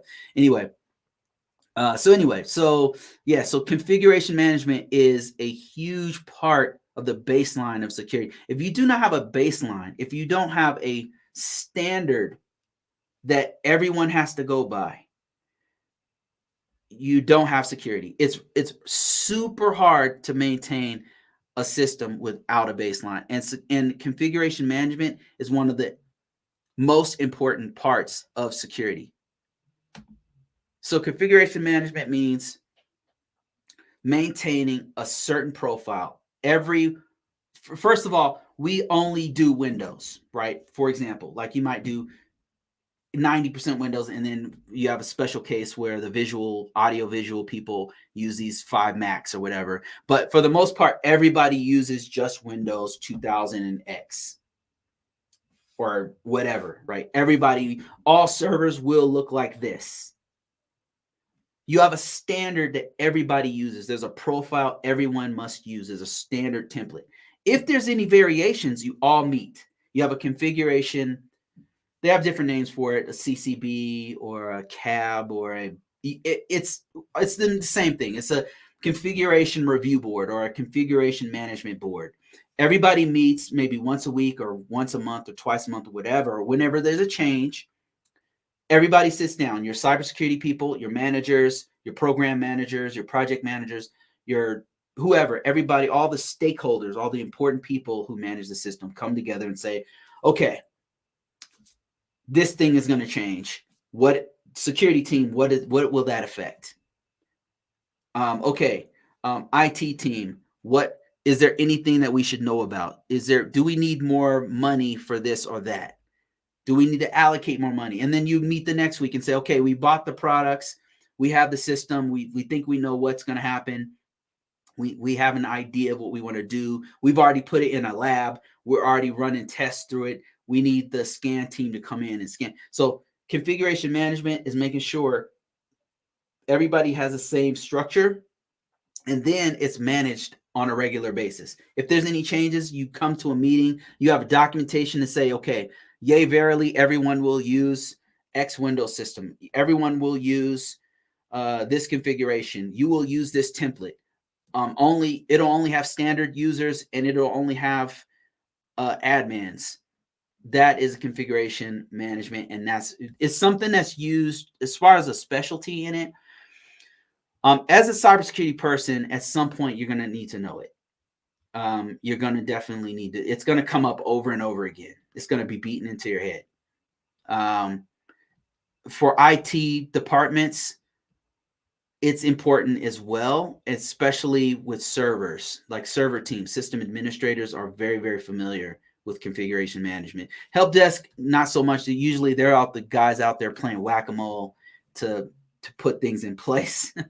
but once you get up in the ranks, like you start to have to know it. Like you have to go and attend the meetings. You have to, do stuff with it. So it's more of is it a specialty? Like, do you have a job that's a configuration management guru? Sometimes, but normally it's more like everybody's responsibility. The IT team has to know it. The cybersecurity team, the project managers, the managers, all of us come together. It's something all of us need to know a piece of. Hope that answers your question. Let me see. Somebody said CCB. Configuration management is dealing with, okay, JP is saying configuration management is dealing with the inevitability of change and how to deal with the risk involved. Bam, he just nailed it in one sentence. Thanks, JP. I appreciate that. He nailed it in one sentence. CCBs, configuration. I can't remember what the configuration change configuration board. That's what it is. Change configuration board. Let me see. or the new change, SS says, or the new change is going to affect the level of security. Yes. Yeah, absolutely. Yeah. There's certain reasons why you would have a configuration management. One, when you ever have a new system, configuration management, everybody will come together to make sure that, okay, hey, here's the new system. Here's what it's going to look like. Here's the diagrams for it. We're starting a documentation. These guys are going to be on the team. We're going to meet next Thursday for X, Y, and Z. Here's the schedule that and then you have what SS just said, which is if there's a major change, like let's say you have a system already and it's been running for 10 years, but now it's going to go from Windows to help to, I don't know, Ubuntu or something, some other operating system, Red Hat, whatever it is. That is a major change. Everything has, so now you're going to have to come to have a meeting, a configuration management meeting to say, okay, we're thinking about changing this. This is before you even start. Like this is what you're supposed to do. It's not always what happens. But what you're supposed to do is when there's a major change about to happen, everybody comes together and says, okay, this is what we're going to change. Does anybody see any issues with this? Here's how much money we have. Here's the plan. Are there any kind of gotchas that might come around? And somebody might say, yeah, there is. We can't use Red Hat because this major application that we use won't run. We have to write the code on this. If we change to Red Hat, can we go to this other thing? So yeah, so those are two major reasons why you would have a configuration management review board. Aside from another one, I would say is continuous monitoring. It's a big part of continuous monitoring. Continuous monitoring means the organization sets up a frequency of a frequency of looking at the security posture of this system to make sure that what are the vulnerabilities that have happened? What kinds of new threats are out there? What are the logs looking like? What's the status of the system? They just kind of periodically, they could say, we're going to check these 5 servers every quarter, every 3 months, or every 4 months, or whatever. The organization determines when that frequency is going to be. So those are the 3 things. Like it's new systems, major changes, and then ongoing continuous monitoring are the main reasons. Bashir, how you doing, sir? We're just talking about cybersecurity stuff. Welcome to ask any questions, answer any questions. We're on YouTube, we're on Facebook, we're on TikTok, we're on all the platforms. Do you help people to prepare for interviews? Rosa, I did before. Right now, I don't have time. I haven't had time to do that. My job's taken quite a bit of my time. I'm an information system security officer working for a government agency, and I just Monday through Friday I'm pretty swamped. But what I used to do when I had more time is sometimes Monday through Friday or Saturdays, Sundays, I would just do these one-on-one sessions where I would actually practice. First of all, I'd look at your resume. I'd fix your resume, right? Which is easy for me to do. If you want me to fix your resume, go to ConvoCourses.com. It's a high fee, but go to ConvoCourses.com, find the fix your resume thing, and then I'll work on your resume. But I used to work on your resume, look at it, and then I would actually do a mock interview. I would say, okay, I'm the employer, and then I would ask you questions I know they're going to ask you. That's what I used to do. Now, I don't have time for it right now, but what I could show you is another method that you could use to do this on your own if you wanted to prepare for an interview. This method right here might put a lot of people out of work that I'm going to show you. If I can log in, let me see. Give me a second here. Bear with me. I'm trying to log into my account here to show you this real quick. Do you prepare people for interviews? Give me a second here. If I can log in to this thing. Damn, I made this thing way harder to log in for myself. And I'm having trouble logging in. Oh my goodness. See, this is why I prepare stuff before I even start these things, but this is a random question, so I'm trying to Just bear with me real quick. I'm going to show you something that's going to blow your mind. Blow your mind. Well, I guess I could just explain it to you if I can't log into this thing. Oh, that's right. I have a multi-factor authentication on this. Damn. All right. Just hold on a second. I'm almost there. All right. Let me see. Almost there. Damn. And it changed on me. Okay. I got a multi-factor authentication on this system that I'm trying to log into. Give me a second here. Okay, here we go. So let me show you this. So this is free for anybody to use. This is called ChatGPT. So if you were going for an interview, you could literally I'll just show you. I'll just go ahead and show you live what I would do. It's better to talk to a professional like myself, to be honest with you, it's much better to talk to a person who's been through this than to do what I'm about to show you. But this works pretty good. So what I'm on LinkedIn right now, and what I'm going to do is I'm going to type in a job. Let's look for IT entry level, whatever. Entry level, IT entry level, right? And we're going to search for jobs. And wait, let me show you on YouTube as well. We're going to search for jobs. And let's say we were going for this network engineer job, and we wanted to prepare for working with McAfee and Taft for this job right here. So what we're going to do is we're going to use ChatGPT to create a bunch of questions. So what I'm going to do is I'm going to copy this, copy some of the requirements, because that's where all the questions come from, by the way. The questions I know this because I've done interviews before. I've been the person doing the interview on you. So I'm going off of the needs of the organization, because a lot of times I'm the one who's going to be working with you. So I know exactly what to ask you, but I'm going off of what they put in the actual job description. So let's just do this. We're going to copy this, and this is working for what company? It's working for Taft and McAfee, right? So we're going to go back here, and we're going to go to this, and we're going to say create.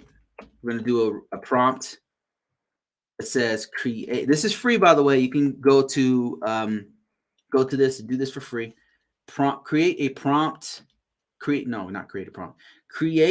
a interview for what was the position? Network engineer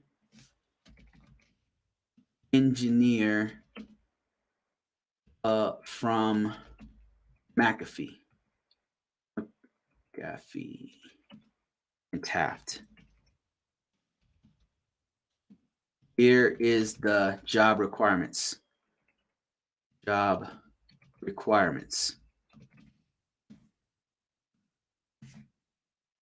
And then it's going to spit out a bunch of questions that are good, that are going to be great for you to practice with. And it's taken a while. It's probably because that's the one thing that's bad about ChatGPT 4 is that everybody's using it. Yeah, and then it has these network errors. Wow. So not the best. Like I said, it's better to talk to a person, to be honest with you. So here's what I'm going to do. I'm going to go back. Oh my gosh, come on, ChatGPT. What are you doing? You're embarrassing me. You're embarrassing yourself. And it's going to have me log in again. Wow. All right. Okay, you know what? I'm not going to log in again. I don't know, man. I'm going to have to discontinue this service, man. They are really grown fast. Now that everybody knows about it, it's really hard to use now. Stuff like this. There's another one that's probably even better. It's called Bing Chat. Bing Chat's pretty good. So I'm just going to switch to Bing Chat. Here I am on Bing Chat. Just go to bing.com, and then they'll have some options for you to do Bing Chat. Okay. I'm going to take the same prompt I had before, create an interview for a network engineer for McAfee and Taft. Here's the job requirements. And then I just copy and pasted the requirements. Okay, so here we go. And it's starting. And I believe this one does use ChatGPT 4. They just have a more robust infrastructure than OpenAI does. And here's the questions. I'll read a couple just to kind of give you an example. And it's giving you the answers that you should answer. So let's see. Interviewer says, can you tell us about your experience with the network infrastructure design and support? And then the answer is, candidate would say, I have extensive experience in recommending, designing, planning, and installing, configuring, monitoring, documenting, and troubleshooting, and leading the overall day-to-day administration and support of the firm's network infrastructure. I have learned LANs, WANs, networks, and I've also experienced with Palo Alto and cybersecurity systems. So something like that. So is what you would do. So that's one tool that you could use. That's really, really useful for finding jobs, for practicing creating resumes. Really good for resumes, and it's really good for interviews, as you can see. Let me see if there's any other questions here. Let me see. I got a few people watching here. I really appreciate all you guys watching. Got a few questions here. Do you help people prepare? Would you consider okay, I see your question here, DeMarco. But I got some other questions before that. Let me see. Is it DevOps okay, I'm DevOps engineering. Do you think I have a chance to go to IT? I'm DevOps engineering. Dude, isn't that IT? I thought DevOps is IT. Isn't that developer? Isn't that a developer? Why would you ask that? That's a strange question. DevOps. Let's see. What is DevOps engineer? Isn't that's a software developer, right? Let's see. What do they do?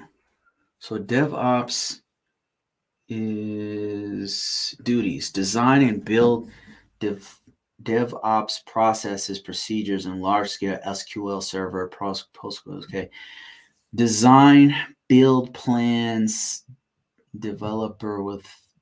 assist developers with failures, and manage software configurations. Ensure end-to-end automation testing. Yeah, you could. Yeah, you've probably done a lot of IT. Like this sounds like IT. Yeah, this is IT. What do you mean specifically? This is IT stuff. You're just a programmer. Sounds like to me. So a lot. This is very interesting. So this is an interesting question. Because what I know, having worked with some software engineers, I noticed some of them are really, not all. Some of them are super skilled in many different places, but some of them I've noticed are just good at programming. I know it sounds silly, but they only know how to do JavaScript. They don't know networking. They don't know basic computer troubleshooting. It sounds so strange to me because you would think a person who knows how to program would, because that's hard. Like most people can't program.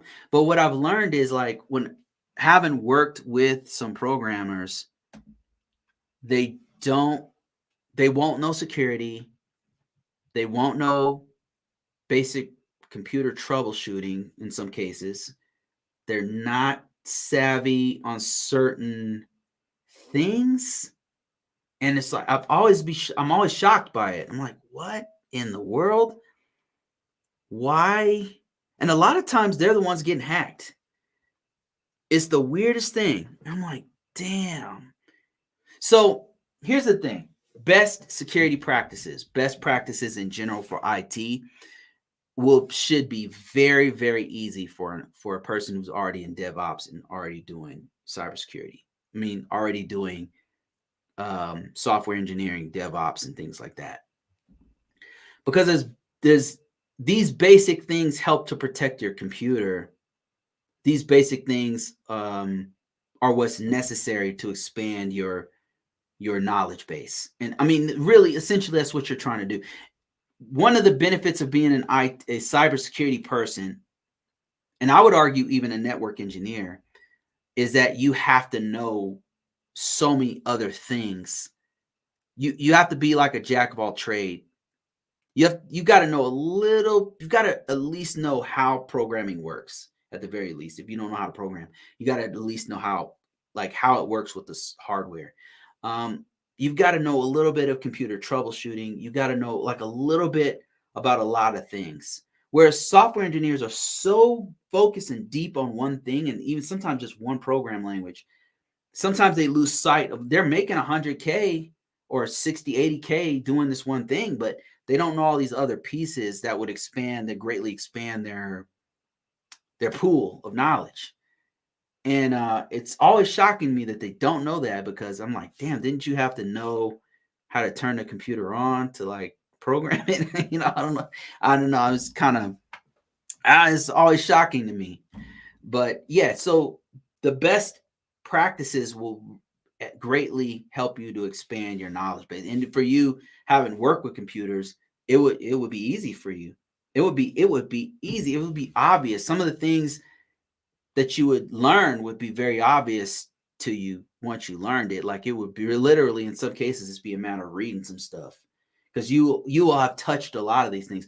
Like, for example, we were talking earlier about logging. Like, you'll know what logging is. Some people are fresh off the streets, like they wouldn't know what the hell I'm talking about with logging. But you, as a DevOps or a software engineer, you would know that, because you guys use logging quite a bit. To do troubleshooting. Like if you want to turn it's called debug mode.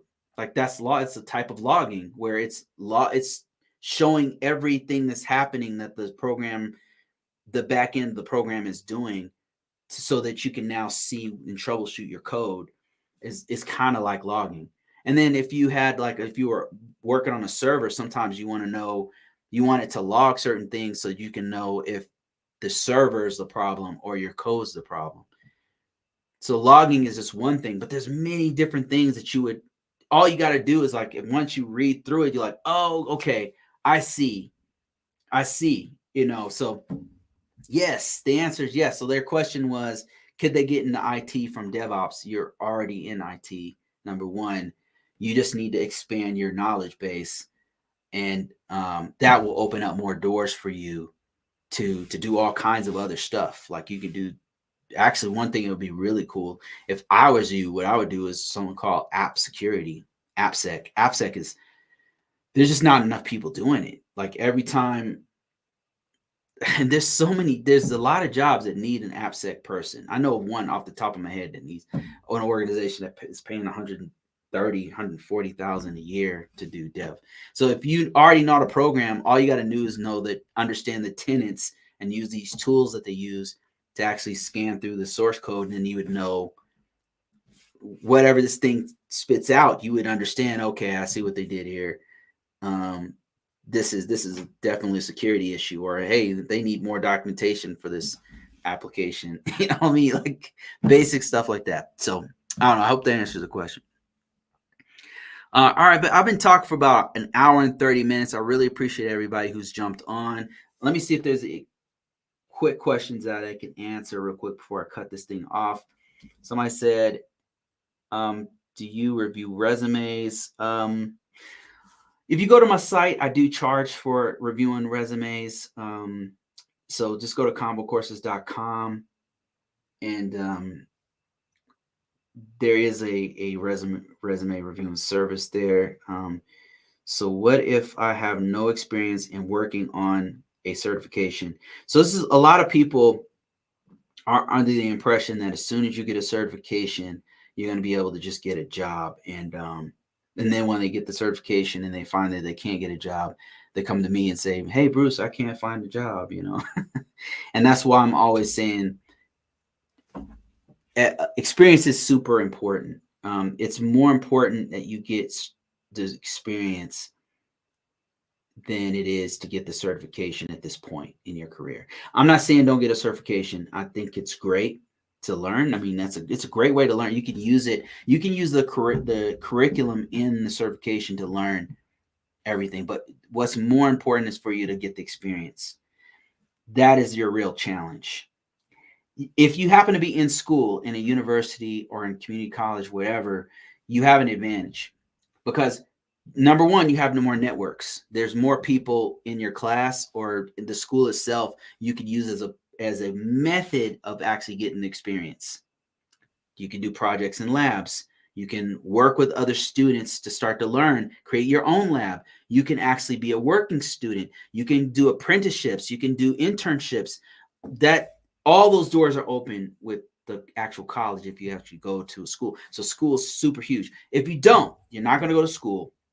You're working on a certification. Rude awakening is if you just get a certification, if you just get a Security Plus and go out and say, hey, I got a Security Plus, hire me. It's going to be very, very difficult because most of these organizations, what they really want is for you to know to do something. They want you to be able to have a skill to do something. If you are carving wood, if you are a wood carver or a welder, they don't want you to just have read a book about welding. They want to know that you've welded some stuff. Does that make sense? It's the same thing with IT, right? It's the same thing. They want to know that if you're trying to come in to build a network, they want to know that you've built a network. The most important thing at this point in your career, if you have no experience, is to get experience. It's difficult. I'm not telling you it's easy, but things you can do is create a lab for yourself and start doing that so you know how to build a network. You know how to create a cloud system. You know how to, so, whatever profession you're trying to do, you need to be able to do that stuff. If you're trying to be a cybersecurity analyst, you need to know how to do the tools of the trade. If you're trying to I would recommend you start off with basic help desk stuff. Don't try to go straight to forensics. Forensics is a specialized skill. Don't try to go straight to become a CSI guy. You know what I mean? Don't try to go straight into hacking if you've never done computers before. Like, you got to start where you are. If you have no experience, you got to start off with help desk, tech support, field tech 1, that kind of stuff. That's where you want to focus. I promise you, if you do this stuff, if you start from the bottom, you will build a base for yourself. To one or two things going to happen. You're either going to be like, I don't want to do this. This sucks. I don't want to do IT. This is not for me. It's not what I thought it was. Or you're going to advance and go to the next level and then realize, okay, now I know where I want to specialize. I want to be a network engineer. I want to be a cloud tech. Wow, I've done databases for about 6 months and I really am good at it. I'm going to do that. I'm going to be a DBA. So first step is to get your foot in the door and get IT experience. If you happen to be in school, you're in luck because you can be a working student, you can do apprenticeships, you can do all that stuff before you even get out of school. If you have none of that, if you're still in high school, man, that's even better. So high school, you could actually join clubs where a bunch of IT geek folks are. You could actually the school administrators will probably let you come in to their offices and help them out. If you, there's all kinds of stuff you could do in high school already to get the experience to start working on stuff. If you're not in high school, you're not in college, you're not in university, now what do you do? Where do you work? Do you have a job? If you happen to have a job, what I would recommend, wherever you happen to work, they have an IT department guaranteed. They have an IT guy guaranteed. Somebody's doing the IT. Talk to that guy. Ask that guy if you could shadow him. Ask your supervisor see if your organization will allow you to to go into the IT department or even work on your off time. If you actually have the knowledge of setting up a network, for example, go to the actual IT department and tell them, I want to do IT. I want to learn. I want to learn. I'm telling you, somebody's going to take you under their wing and be like, all right, I can teach you. Right? So start where you are, is what I'm saying. Start where you are. I get this question a lot. That's why I sound like a damn broken record. We already talked about this like an hour ago. But that's what I would do if I were you. You happen to be in school or in high school, you're in luck because they have all kind of programs. If you none of that, wherever you work right now has an IT department, an IT guy. Talk to that guy immediately. Go to the careers page and look for IT jobs in your wherever you work, and they might even have an IT department. I worked with IT in the military. Is that good enough experience? Yes, it is. You just need to be now. You need to put that. You need to translate that to military speak to civilian speak. So instead of saying you worked at JTF SWA for the Navy, right? Nobody knows what that is. You need to break it down. You worked for, what is JTF SWA? It is a security operations center for a special mission, right? You need to explain that. You need to explain that is a I worked for a security operating center for the Department of Defense. You need to be able to. They need to know what it is when they read it.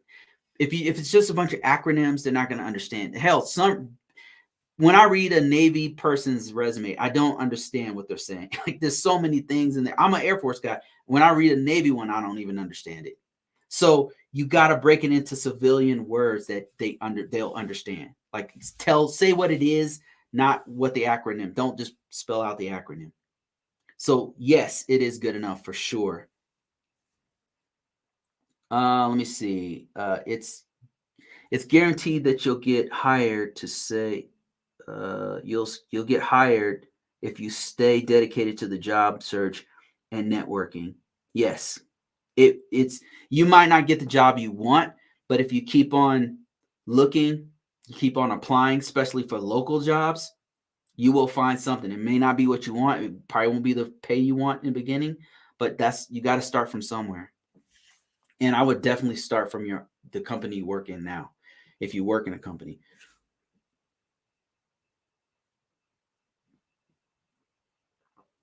So question. Okay, last question. And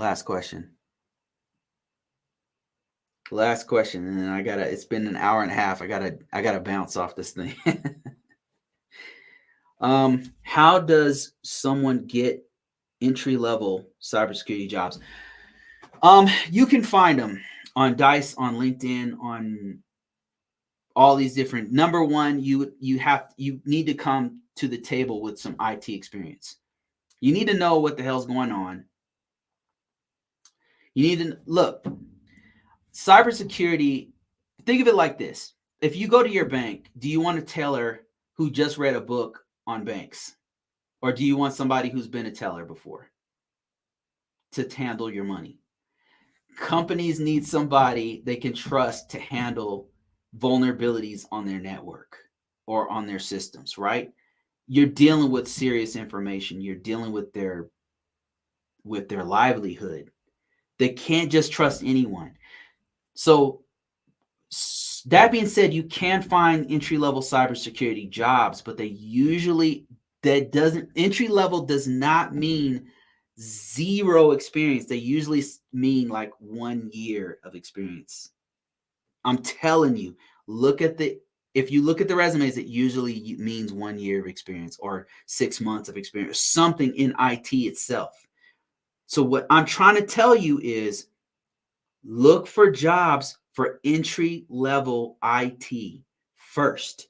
It's just easier. If you've already worked in IT, yes, you can totally easily get a cybersecurity entry level position or something even better. But if you've not done anything at all with IT, if you've not done anything, you're gonna have a hard time finding an entry level cybersecurity job. I'm just being perfectly honest with you. They usually they usually want you to have like a year or two of IT of experience, and they'll be like, "Oh, this is an entry level cybersecurity job," but they want you to have a year of experience. It's like, wait a minute, what? Like what are we talking about here? So what I'm trying to tell you is get the actual IT experience first. Get the experience first. So here's the magic of it. If you get a basic IT job, you will be doing cybersecurity. You just need to put it on your resume.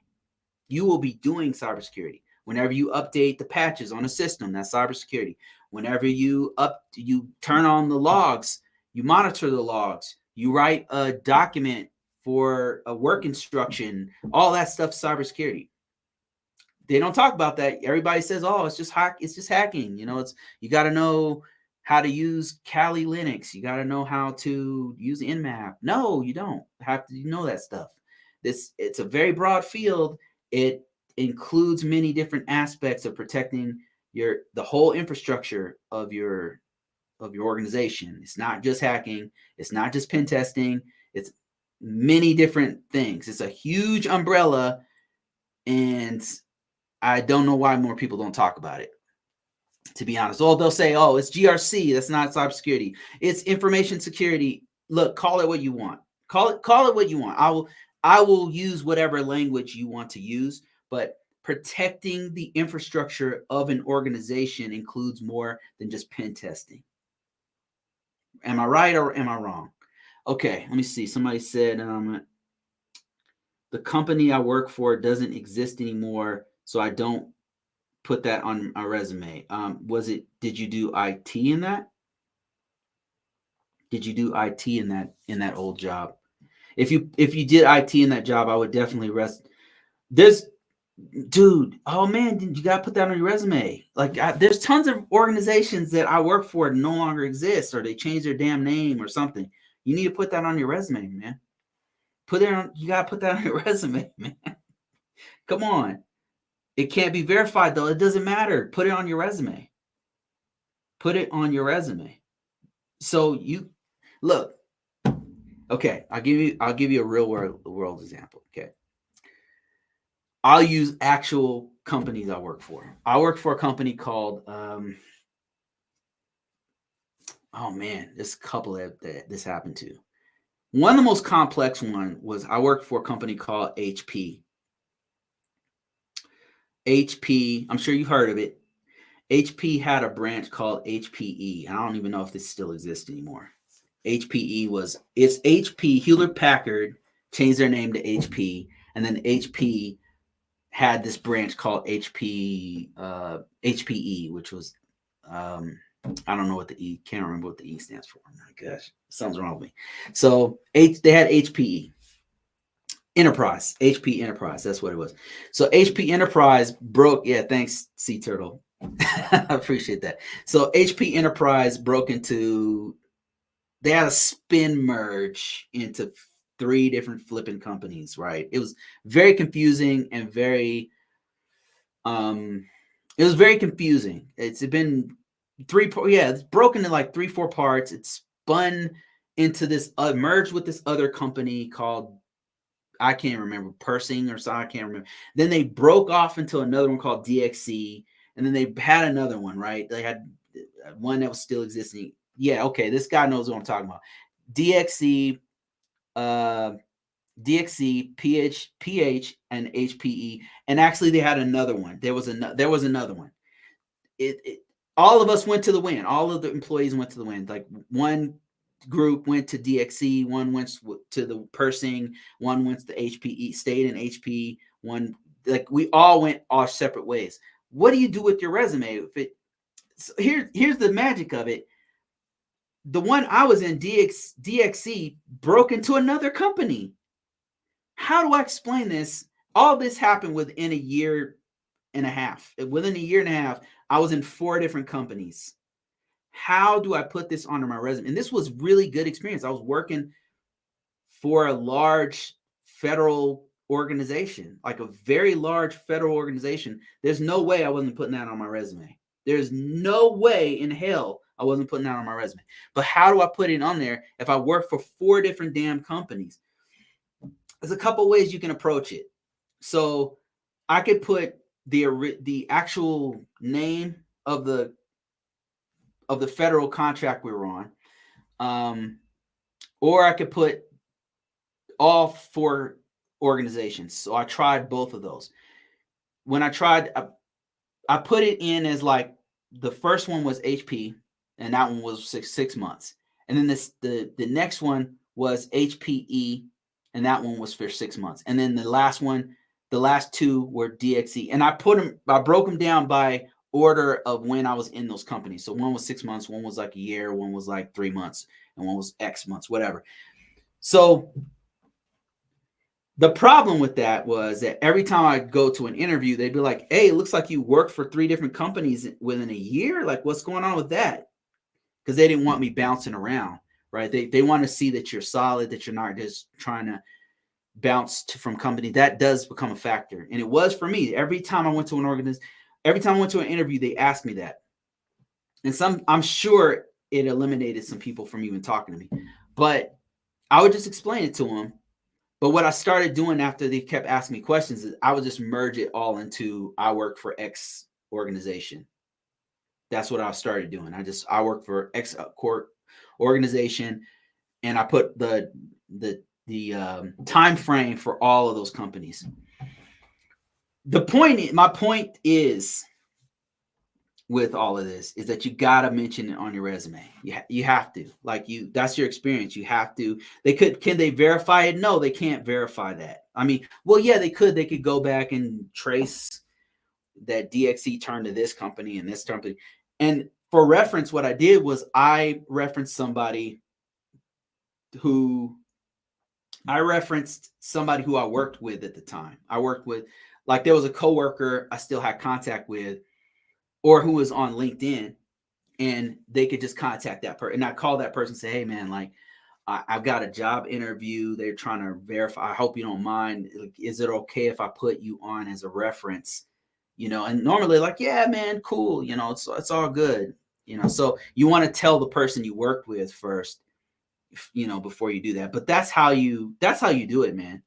That's how I did it. I just explained to them exactly what was happening. I said, "Hey, these are the companies I worked for. Here's a reference," and they were able to validate where I worked based on that. To be honest with you, maybe 50% of the companies I've worked for didn't even call those people. Didn't even call them. I'm certain they didn't call them. I'm sure, because normally when they do reference these people, they'll tell me. They'll call me and say, "Hey, Bruce, like, you got a call, just letting you know." Just send me a quick email or a message and say, "Hey, these people called me. It's all good, man. I gave you a thumbs up on that one." I appreciate. They do that for me because I do it for them. You know what I mean? So that's why you don't want to burn bridges with people. You want to be very good with people, very respectful at all times. Even if you don't have to like people, like, you don't have to like them, but you need to respect their work. You don't have to like their political leanings. You don't have to listen to them opine about who they voted for or what religion they're in or whatever. You don't have to agree. That's the beautiful thing about working. You don't have to agree or like anybody you're working with, but you got to respect them as a professional. Do not burn bridges. Don't ever, even if it's a person who's an asshole, do not do it. Don't do it. Don't burn people on your way out. Don't, send people, even if you want $1 million, man. This career path we all know each other. Like, it's such a small circle. IT, especially cybersecurity, is a very, very small circle. Don't burn bridges. What about volunteer experience? I would still put it on my resume. Depending on what it was, especially if it was some solid IT experience, I'd put it on my resume. You don't have to, it's not like you're saying that you volunteered. I mean, or maybe, you could actually, that's awesome. Like, especially if you volunteered for like Habitat for Humanity or something, that would be awesome. There's some organizations that you want to put on there that you volunteered. So yeah, I would definitely put that on there, man. Absolutely. Has some unpaid IT experience. How do I put that on my resume? Just like you would put it with any other resume. Like, let's say you work for unpaid IT experience with Habitat for Humanity. You just put in there the organization you worked for, Habitat for Humanity. You put the time range that you worked for them.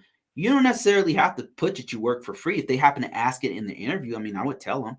And then you'd put the experience. The most important thing, geekers, I hope I'm pronouncing that right. The most important thing, sir, is that you put the action and the impact. That is the most important thing. What I mean to say is the action is that you set up 15 networks for the Habitat of Humanity across Ohio. The impact is that this allowed all 15 sites to work on one single network, greatly increasing the number of homes we were able to build in 6 months. Something like that. The impact is what you contributed, what did it do for everyone? You know, at the very least, you got to put the action. The action is that you set up 15 networks on Cisco, and you got to be specific. Set up 15 different networks using Cisco ASA and Cisco 3540s. I don't know. I'm out of the loop on networking, so bear with me. You would want to put your experience on there and be very specific on what types of systems that you probably want to. You don't want to give too much away. Like, you don't want to put like vulnerabilities and stuff. You want to avoid certain things. You don't want to put IPs. I mean, obviously, you don't want to put exact locations. Probably, you probably don't want to use classified terms if you work for a classified system. There's a couple things you don't want to put on there, but as far as the equipment, you'd want to be specific about the actual equipment that you worked on, because those are keywords that you want them to know about. I hope that makes sense. But yeah, they want to know that you're going to be able to do the work. That's the most important thing. It's not that you work for Hewlett Packard and you were making $150,000 a year. It's not that. They want to know if you know what the hell you're doing so that you can work for them. That's what they really want to know. I mean, correct me if I'm wrong. I got some really high level people on here that are watching me. I've got a couple people who will tell you, like, this is just from my personal experience, from my perspective as an IT professional. They want to know that you can hit the ground running when you come in. And so your resume is supposed to reflect that. Like I said, if you're going to be a welder, they don't want to hire a guy who read welding books. They want a guy who welded 15 different systems, different metal pieces and parts, and how they did it, and they were able to do some real complex things. They don't want a guy who just read a welding book. You know what I mean? Like, does that make sense? So a lot of people who are trying to come into IT, they read a welding book and they're like, I can't find a job. Like, you can't just read welding books and get a welding. I mean, a welding certification might help you out, right? But they're going to probably hire the guy who's welded some stuff over a guy who just has a welding certification. But even the welding certification guy had to do some labs, I assume. I don't know welding, but they had to do some labs to do some stuff. They've done welding before. So have some skin in the game. You should have done some work in that field in order to show. So that's why it's very, very important to put that on your resume. Even if they can't contact the people anymore, they can't validate your work, put it on your resume. I'm not telling you to lie. I'm not telling you to come up with a fake company that you used to work for. I'm not telling you to do any of that, because they're going to validate it. They're going to validate your experience. They're going to ask you more questions. They're going to do research. They're going to do their own background check. I don't recommend anybody lie on a resume. That's just, I personally don't recommend. I don't do it, because I'm thinking about what I'm going to say on the interview. And I'm trying to, whenever I go put my resume out there, my profile out there, I'm thinking of what I'm going to say on the interview. How am I going to articulate what my experiences are from my resume to this person I'm going to work for? And I also don't want to, I'm interviewing the people as much as they're interviewing me, if that makes sense. I want to work at a good organization because I'm this is for my family. This is my livelihood. I can't screw around with this. This is not something I can screw around with. So I need to work for somebody who's not going to just fire me or let me go or lay me off in a week and a half, 3 weeks or whatever. That's not acceptable to me. So I'm interviewing them as much as they're interviewing me. So I'm not going to get in there and waste their time by lying to them. I'm going in there to win. But I'm going to tell, if they don't want me because I don't have enough experience, okay, I'll move on. You move on. Have a nice day. Let me see. Chapman DOD said, would onboarding and offboarding fall under IAM in cyber? That's a good question. Offboarding, and I'm assuming, Chapman, you mean HR department. HR departments onboard and offboard new employees. And IAM work is, I'm assuming. Well, what IAM are you talking about? Do you mean identity and authentication management, or identity and authorization management, or do you mean information assurance manager? I don't know which one you mean with that. Onboarding and offboarding might fall into personnel security.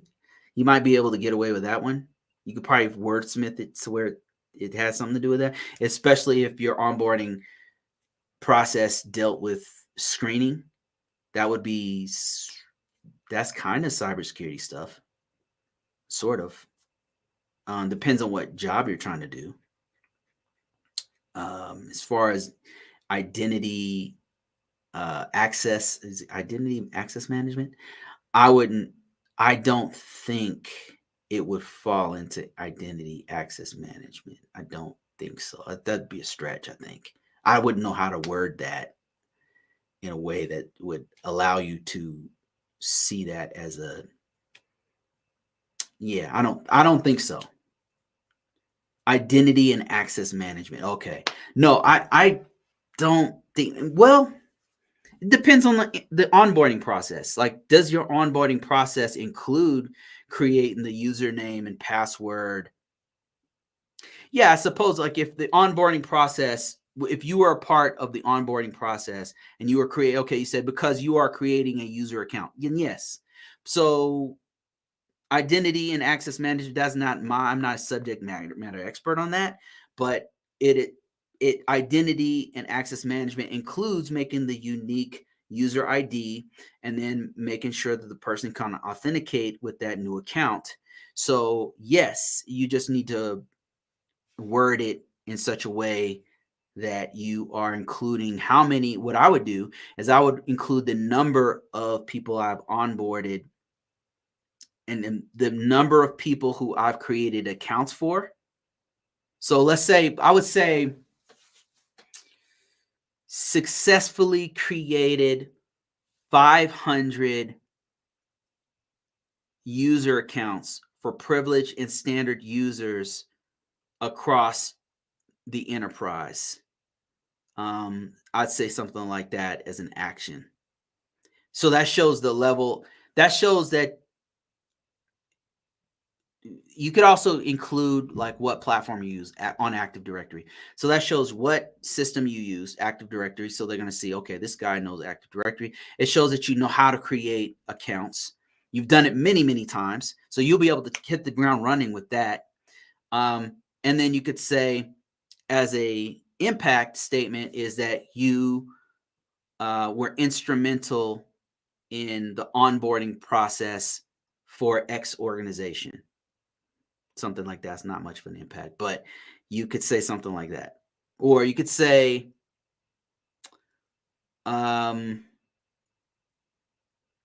created 15% of all user accounts.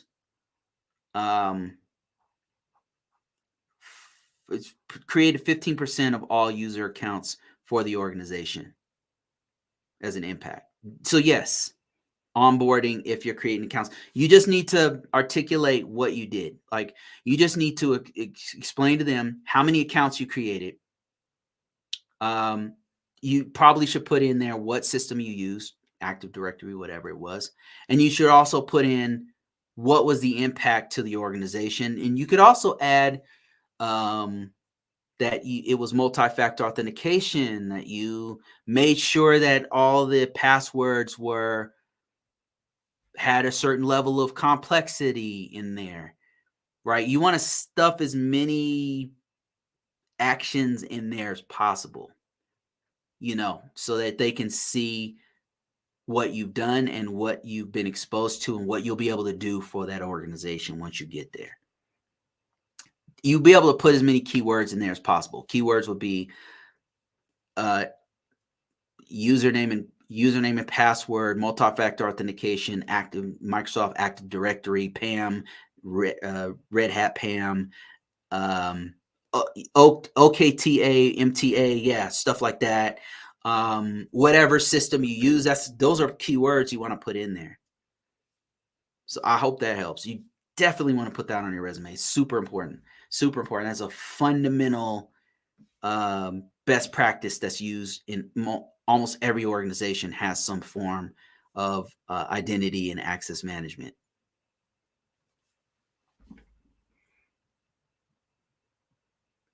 Neil says, how many pages should your resume be? Basically, there's too much information on your resume.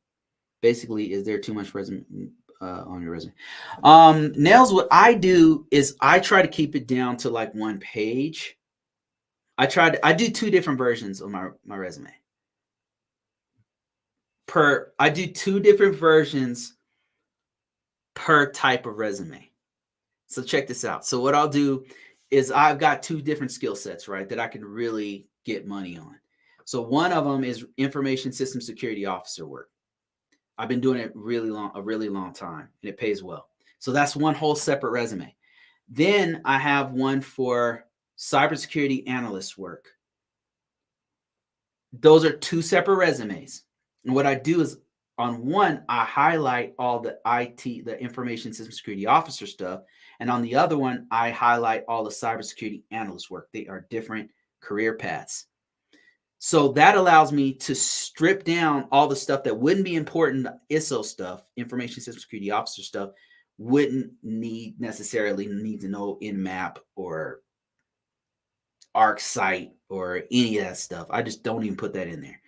But on the cybersecurity analyst work one, they want to know that I did Splunk. They want to know that I know how to do cybersecurity analyst stuff. They want to know. So I'll emphasize that stuff. That allows me to strip it down and focus on one thing. Next, what I'll do is I'll have one that's really long that has everything. I'll have all the way back from when I was in the military, right? Because sometimes they'll ask for that one. But the one that I post online, the one right now, if you go to my LinkedIn page, that's a short version. I have one that's a short version that's uploaded it's an ATS style short version resume that I've uploaded onto LinkedIn so that when I apply for a job, it only hits all the main stuff that I want them to see. So I can just hit them right in their mouth with my best experience, my best certifications, my everything, the best stuff I can put on there, and everything else I delete it. Like, I don't put on there that I was a cop for 5 years. I don't put on there like that's irrelevant. They don't care about that. That was 30 years ago or something. They don't need to know that I, was in the military necessarily. If anything, if they ask more information of me, then I will supply that to them. Because a lot of times in the first part of the interview, the first part of the process of you getting hired, the first thing they're going to do is first of all, you got to expose them to you. So you want to upload that short form ATS style resume to LinkedIn, to Dice, to Indeed, to all the platforms, all of them. And then fill out the profile. Now you're exposed. You've got yourself exposed everywhere. You're marketing yourself. You're advertising yourself everywhere on that with that short form, heavy hitting resume. Then what happens is the screeners will contact you. The HR departments, the technical recruiters, the screeners, they'll contact you and say, hey, Bruce, we have this job that seems to match your resume. Would you be interested in this job? Here's the job description. It's kind of like a short interview. It's not really an interview, but they're just asking, like, are you interested? Are you willing to travel? Here's how much they're offering. What do are you interested in? Are you in the job market? And then if they say yes, if I say yes to them, then they'll say, okay, could you send us an updated resume? And then you can send them the resume with everything. That's how I've been doing it. Because the way I feel about it is, number one, more often than what's happening right now in this field is that most of the opportunities I'm getting are coming from job aggregators. From time to time, I'll get people who I knew, who are my coworkers, peers and stuff. They'll contact me about jobs. And probably 50% of the jobs I've gotten has been people I know. Like somebody who I worked with before, they contact me and say, hey, are you interested in this job? And I'll go through the process. They'll give me a recommendation, whatever. But then the other 50 or 60% are from opportunities are coming from Indeed, Dice, Monster, LinkedIn. You got to upload your resume on there. I would recommend a short form resume, upload it ATS style, and then apply for as many jobs as possible. And then if they ask for more, you be like, give them the whole resume if you want. That's kind of what I do. So it's all electronic, a lot of it, and that's why you got to upload it everywhere. All right, let's see. Somebody said, okay, I thought I need more experience than general courses, than other than general courses first 2 years. And somebody said, absolutely not. Plan your internship, network. Okay, this is a whole conversation I'm missing. Came in the middle on that one. 1 to 2 pages. Somebody recommended the resume size. John says 1 to 2 pages, depending on your years of work and experience. Yep. That's what I try to keep it down to 1 to 2 pages on the first one. If they want to know more, I send more. But a lot of times all the other stuff is kind of outdated and not relevant to what I'm trying to do. And it's just sometimes it's not necessary, unless I guess if I was going for like a management type position, then maybe it'd be different. For an internship, can I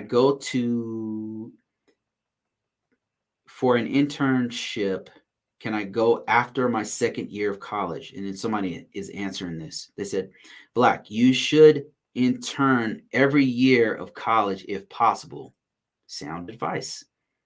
Okay, I thought I needed more experience other than general courses first 2 years. And they said, absolutely not. Plan your internship, network, and attend career fairs. This man knows what he's talking about. If you can, plan for your next 5 years. Do that. Wow. Incredible. That's incredible advice. Thanks, John. One of the things I love about this is that I'll have people chime in who know way more than me about a topic, and then they'll just like enlighten people with some incredible knowledge, like John Buckmore just did. So thanks for that. I appreciate that. Great information. Great work. Let me see. I'm about to end this thing. I've been talking for about 2 hours. And I've got to do some other stuff, but I really appreciate everybody. If you guys didn't know, I've got a book for right now. It's discounted. It's link in description, link in bio. It's talking about the best practices that I talked about in the very beginning of this. If you're a beginner and you're interested in knowing what the best practices are, that book is for 99 cents right now. Only right now. Limited time offer. Probably Monday or Tuesday, I'm going to take it off of that and have the full price.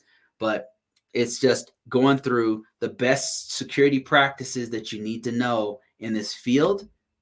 And if you need a refresher course, it's really good for that. If you are just interested in this field and think you might want to do it, it's 99 cents. Give me a review. Reviews are better than money, to be honest with you. So that's all I've got, guys. ConvoCourses.com if you want to join the newsletter. And I will talk to you guys on the next one. Appreciate you.